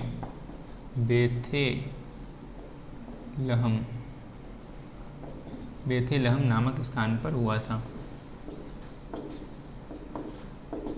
ईसा मसीह का जन्म जेरूशलम में बेथेलहम नामक स्थान पर हुआ था।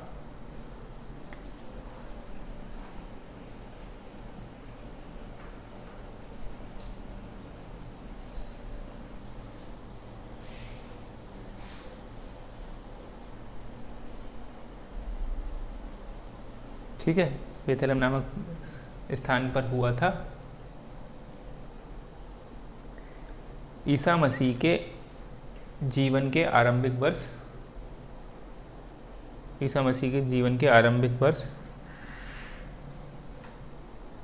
यहीं गुजरे।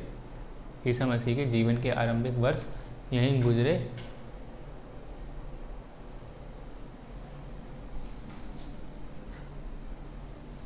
ईसा मसीह के जन्म के आरंभिक वर्ष यहीं गुजरे।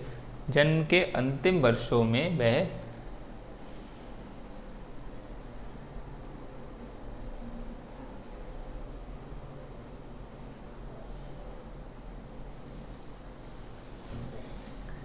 रेगिस्तानी क्षेत्र में चले गए और वहाँ उनको ज्ञान की प्राप्ति हुई।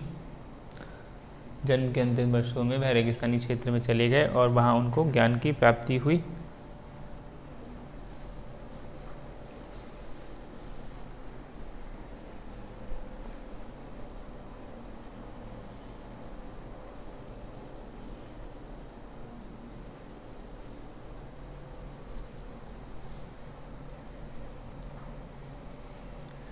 ठीक है, ईसा मसीह की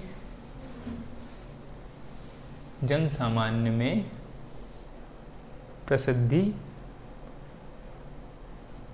ईसा मसीह की जन सामान्य में छोटे छोटे लोग थे, उनमें उनकी प्रसिद्धि बढ़ने लगी। ईसा मसीह की जन सामान्य में प्रसिद्धि बढ़ने लगी और लोग उनसे आकर्षित होने लगे, उनकी बातों से ना, ऐसा लोग उनसे आकर्षित होने लगे।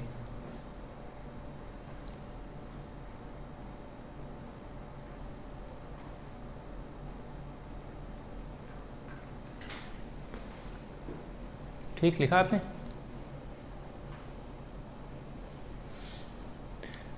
इन्हीं के धर्म के मतलब यहूदी और जो ये सब अब्राहमी परंपरा है ना, इन्हीं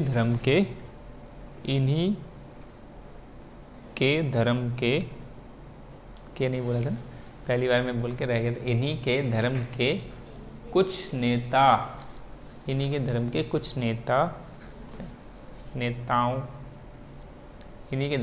नेताओं ने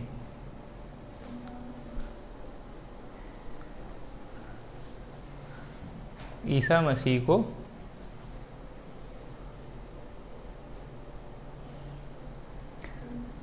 पसंद नहीं किया, क्योंकि क्योंकि ईसा मसीह आडंबर मुक्त हो जाने की बात करते थे। वो नेता वही कौन है? वो लोग आडंबर पे बात ज़्यादा करते थे। ये आप लोग पता चल गया ना, हमने पीछे ही बात करी थी। इन्हीं धर्म के कुछ नेता और ईसा मसीह को पसंद नहीं करते थे क्योंकि ईसा मसीह आडंबर मुक्त हो जाने की बात करते थे। वो कहते थे ये सब में कुछ नहीं रखा है, ऐसे कामों में आडंबर कामों, आप सिर्फ ध्यान करें तो ईश्वर की प्राप्ति आपको होगी, और जो संदेश आपको मिलेंगे वो सब बता रहे हैं कि हम दे रहे हैं, हमें ऐसे ज्ञान की प्राप्ति हुई है, ये सब वो बता रहे थे। ठीक है, ये लिखा।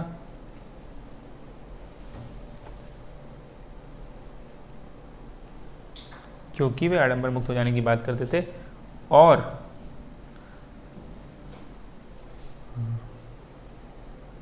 रोम के शासकों को भी यह डर लगा रहता है।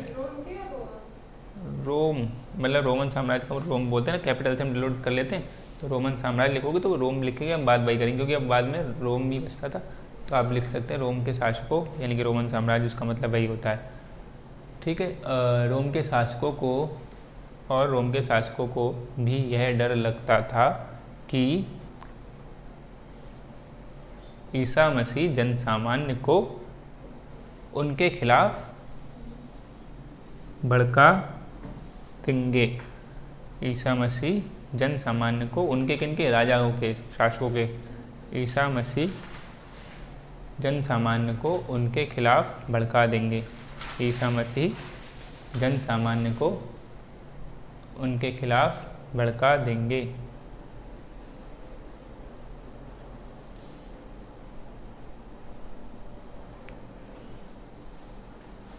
क्योंकि ईसा मसीह मूर्ति पूजा का भी विरोध करते थे।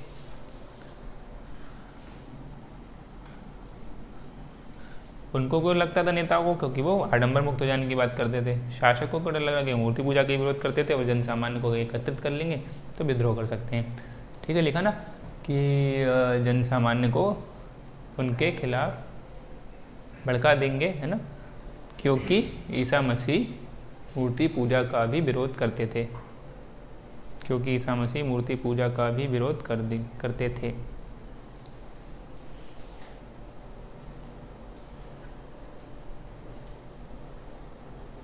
जबकि रोमन शासकों को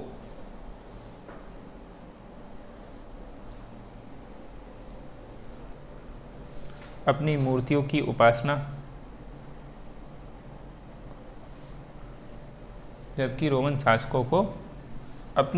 की उपासना करवाना होता था। जबकि रोमन शासकों को अपनी मूर्तियों की उपासना करवाना होता था।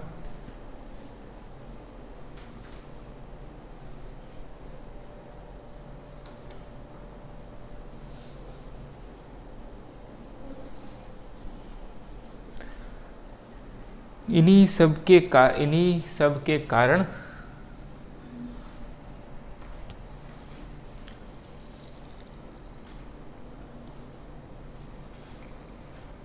के कारण नेताओं और शासकों ने मिलकर ईसा मसीह को सूली पर चढ़ा दिया। इन्हीं सब के कारण नेताओं और शासकों ने मिलकर ईसा मसीह को सूली पर चढ़ा दिया। क्रूसीफाई बोलते हैं, क्रूसीफाई। वो पता है ना, क्रॉस वाला जो चिन्ह होता है उस पे ईसा मसीह जैसे लटके होते हैं, क्रूसीफाई।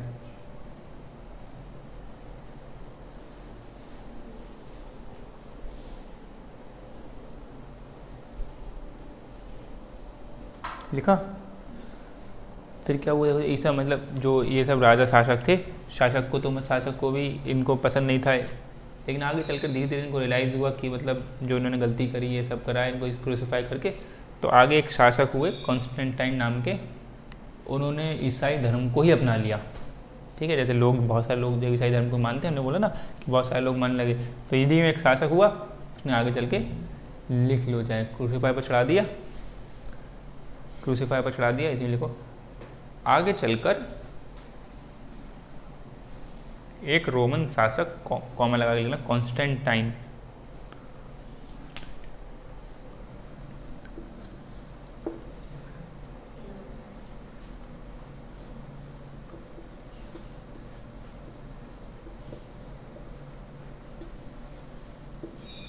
ठीक। आगे चलकर एक रोमन शासक कॉमा कॉन्स्टेंटाइन, उसका नाम क्या है, कॉन्स्टेंटाइन, ने ईसाई पंथ को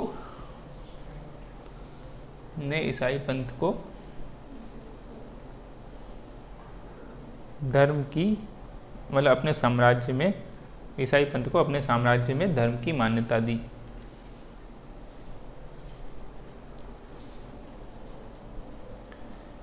इन्होंने पहले तो मानते ही नहीं थे, ठीक है, अब इनने मानने लगे कि भाई हाँ ठीक है, कोई एक आपका चलो एक धर्म है, इन्होंने मान्यता दी। फिर आगे एक दूसरे शासक थे, उन्होंने वो धर्म ही अपना लिया, ठीक है।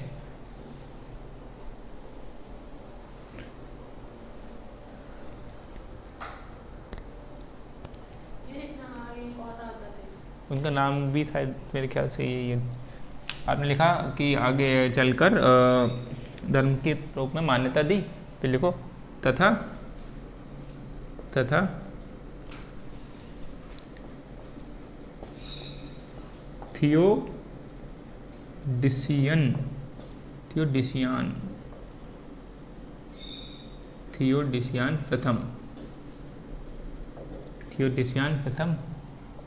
थियोडिसियान प्रथम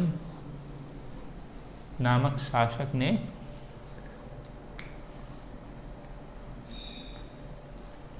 इस धर्म को राजधर्म, राजा का ही धर्म है, इस धर्म को राजधर्म घोषित कर दिया,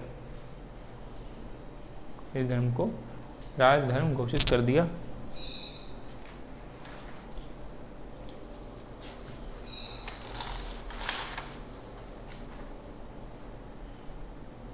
ठीक है, हम एक स्किप करेंगे, कौन सा वाला, अब अगला कौन सा आएगा, वैदिक धर्म वाला, तो स्किप करेंगे, वो भारत में अच्छे से पढ़ेंगे। अभी यूरोप के सेंटर पढ़ा ना, हम लोग यूरोप केंद्रित पढ़ रहे हैं, तो यूरोप में ज़्यादा चीज़ें जो चीज़ हो रही हैं वो हम पढ़ेंगे, और भारत का वाला भारत में आके पढ़ेंगे, वो सब उसमें आएगा भी। हम क्योंकि मोटा मोटा एक परिचय ले रहे हैं कि यूरोप में पूरे विश्व में हुआ क्या, तो उस टाइम ये हुआ। अब अगला लिखोगे कौन, कन्फ्यूशियस लिख लो, ब्रैकेट में लिख लें, चीन में वो, तो ये बस लास्ट बचा, फिर छोड़ते हैं।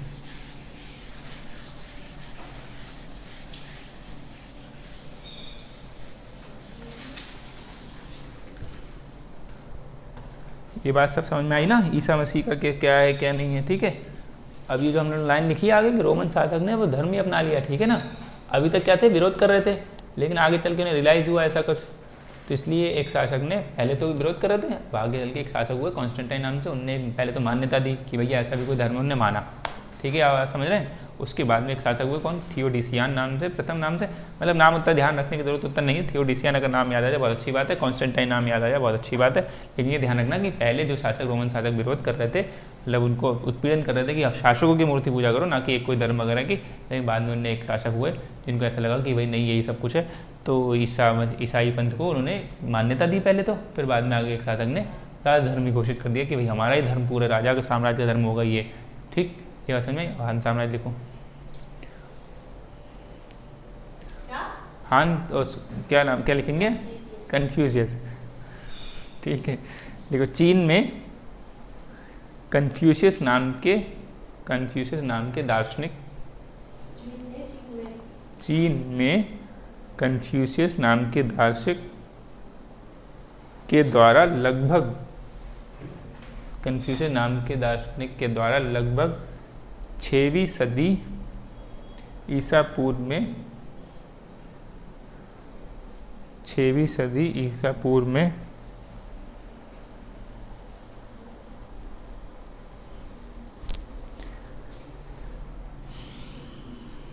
चीन में कन्फ्यूशियस नाम के दार्शनिक द्वारा लगभग 6वीं सदी ईसा पूर्व में इस धर्म की, इस पंथ की, इस विचार लिख लो, ये विचार है एक तरीके से बहुत बड़ा, ठीक है। इस विचार, ये ना कोई धर्म है पंथ, लेकिन हाँ इस विचार को बहुत अच्छे से फॉलो किया तो वो एक विचार बाद धारणा बन गई। तो आपने लिखा ना लगभग 6वीं सदी ईसा पूर्व में इस विचारधारा का प्रसार हुआ, चीन में मतलब प्रसार हुआ लगभग 6वीं सदी के आसपास। प्रसार का मतलब वो फैलने लगी इधर से उधर, इधर से उधर।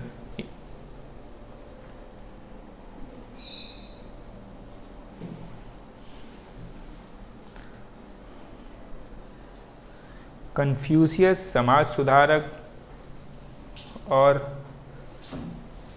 राजनीतिक भी थे। कन्फ्यूशियस समाज सुधारक और राजनीतिक भी थे, मतलब वो समाज की भलाई में भी कुछ काम करना चाहते थे कि ऐसा हो वैसा हो, इसलिए उन्हें समाज सुधारक भी बोला जाने लगा। और उन्होंने कुछ राजनीति रिलेटेड भी बातें बहुत अच्छी अच्छी बताई, तो इसलिए राजनीतिक भी उनको जाना जाने लगा। और ये सब आता है दर्शन में, इसलिए उनको दार्शनिक भी बोल लेते हैं। कन्फ्यूज को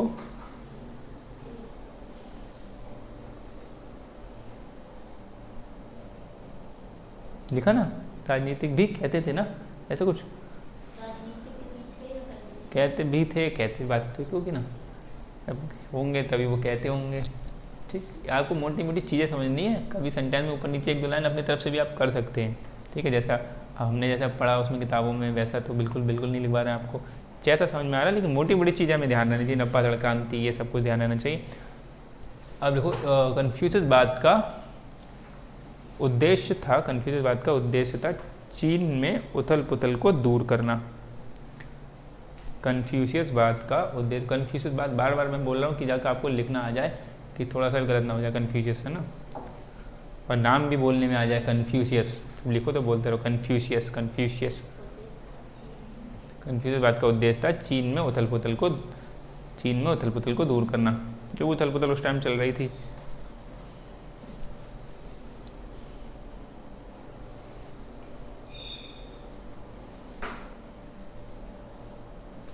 ठीक लिखा।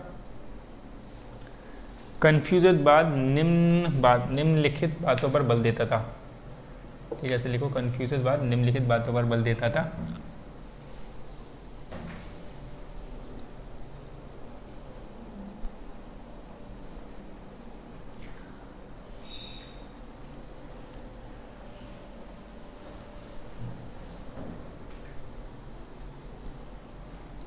देखो, नौकरशाही में ईमानदारी। नौकरशाही का मतलब क्या हो गया, आप नौकरी कर रहे हैं सरकार की कहीं पे, तो उसमें ईमानदारी। नौकरशाही में ईमानदारी कैसे लिखेंगे, ईमानदारी बड़ी छोटी, यहाँ पे छोटी की मतलब लगी, बड़ी की, छोटी की ना, बड़ी की,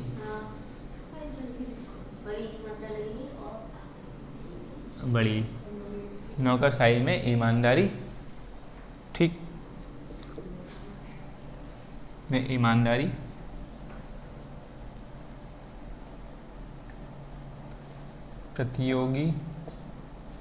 प्रतियोगी परीक्षाओं पर बल, मतलब कोई जो भी चुन के आए वो ऐसी नहीं चुन के आए, परीक्षाएं हों, प्रतियोगी परीक्षाएं हों, उनमें से जो अव्वल आए उसको नौकरी वगैरह मिलेगी। प्रतियोगी परीक्षाओं पर बल। फिर माता पिता व वरिष्ठ जन का सम्मान, व वरिष्ठ जनों का सम्मान।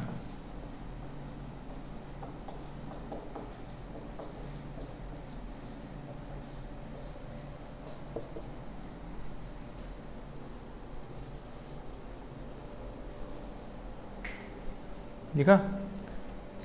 फिर लिखो, अपने उच्च चरित्र का विकास, उच्च चरित्र का विकास, अपने शासक के आदेशों का पालन करना, अपने शासक के आदेशों का पालन करना इत्यादि।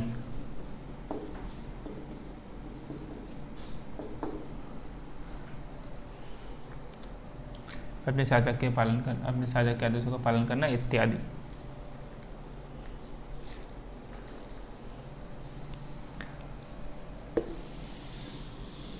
ठीक है, लिखा, यस करें। ये हो गया कन्फ्यूशियसवाद का, जो चीन पे बहुत अच्छे से हावी था। फिर हम लोग आगे अब देखेंगे इनके बारे में और डिटेल में। आज के लिए इतना रखते हैं, ठीक, कल इसको रिवाइज कर लेना बहुत अच्छे से, फिर देखते हैं।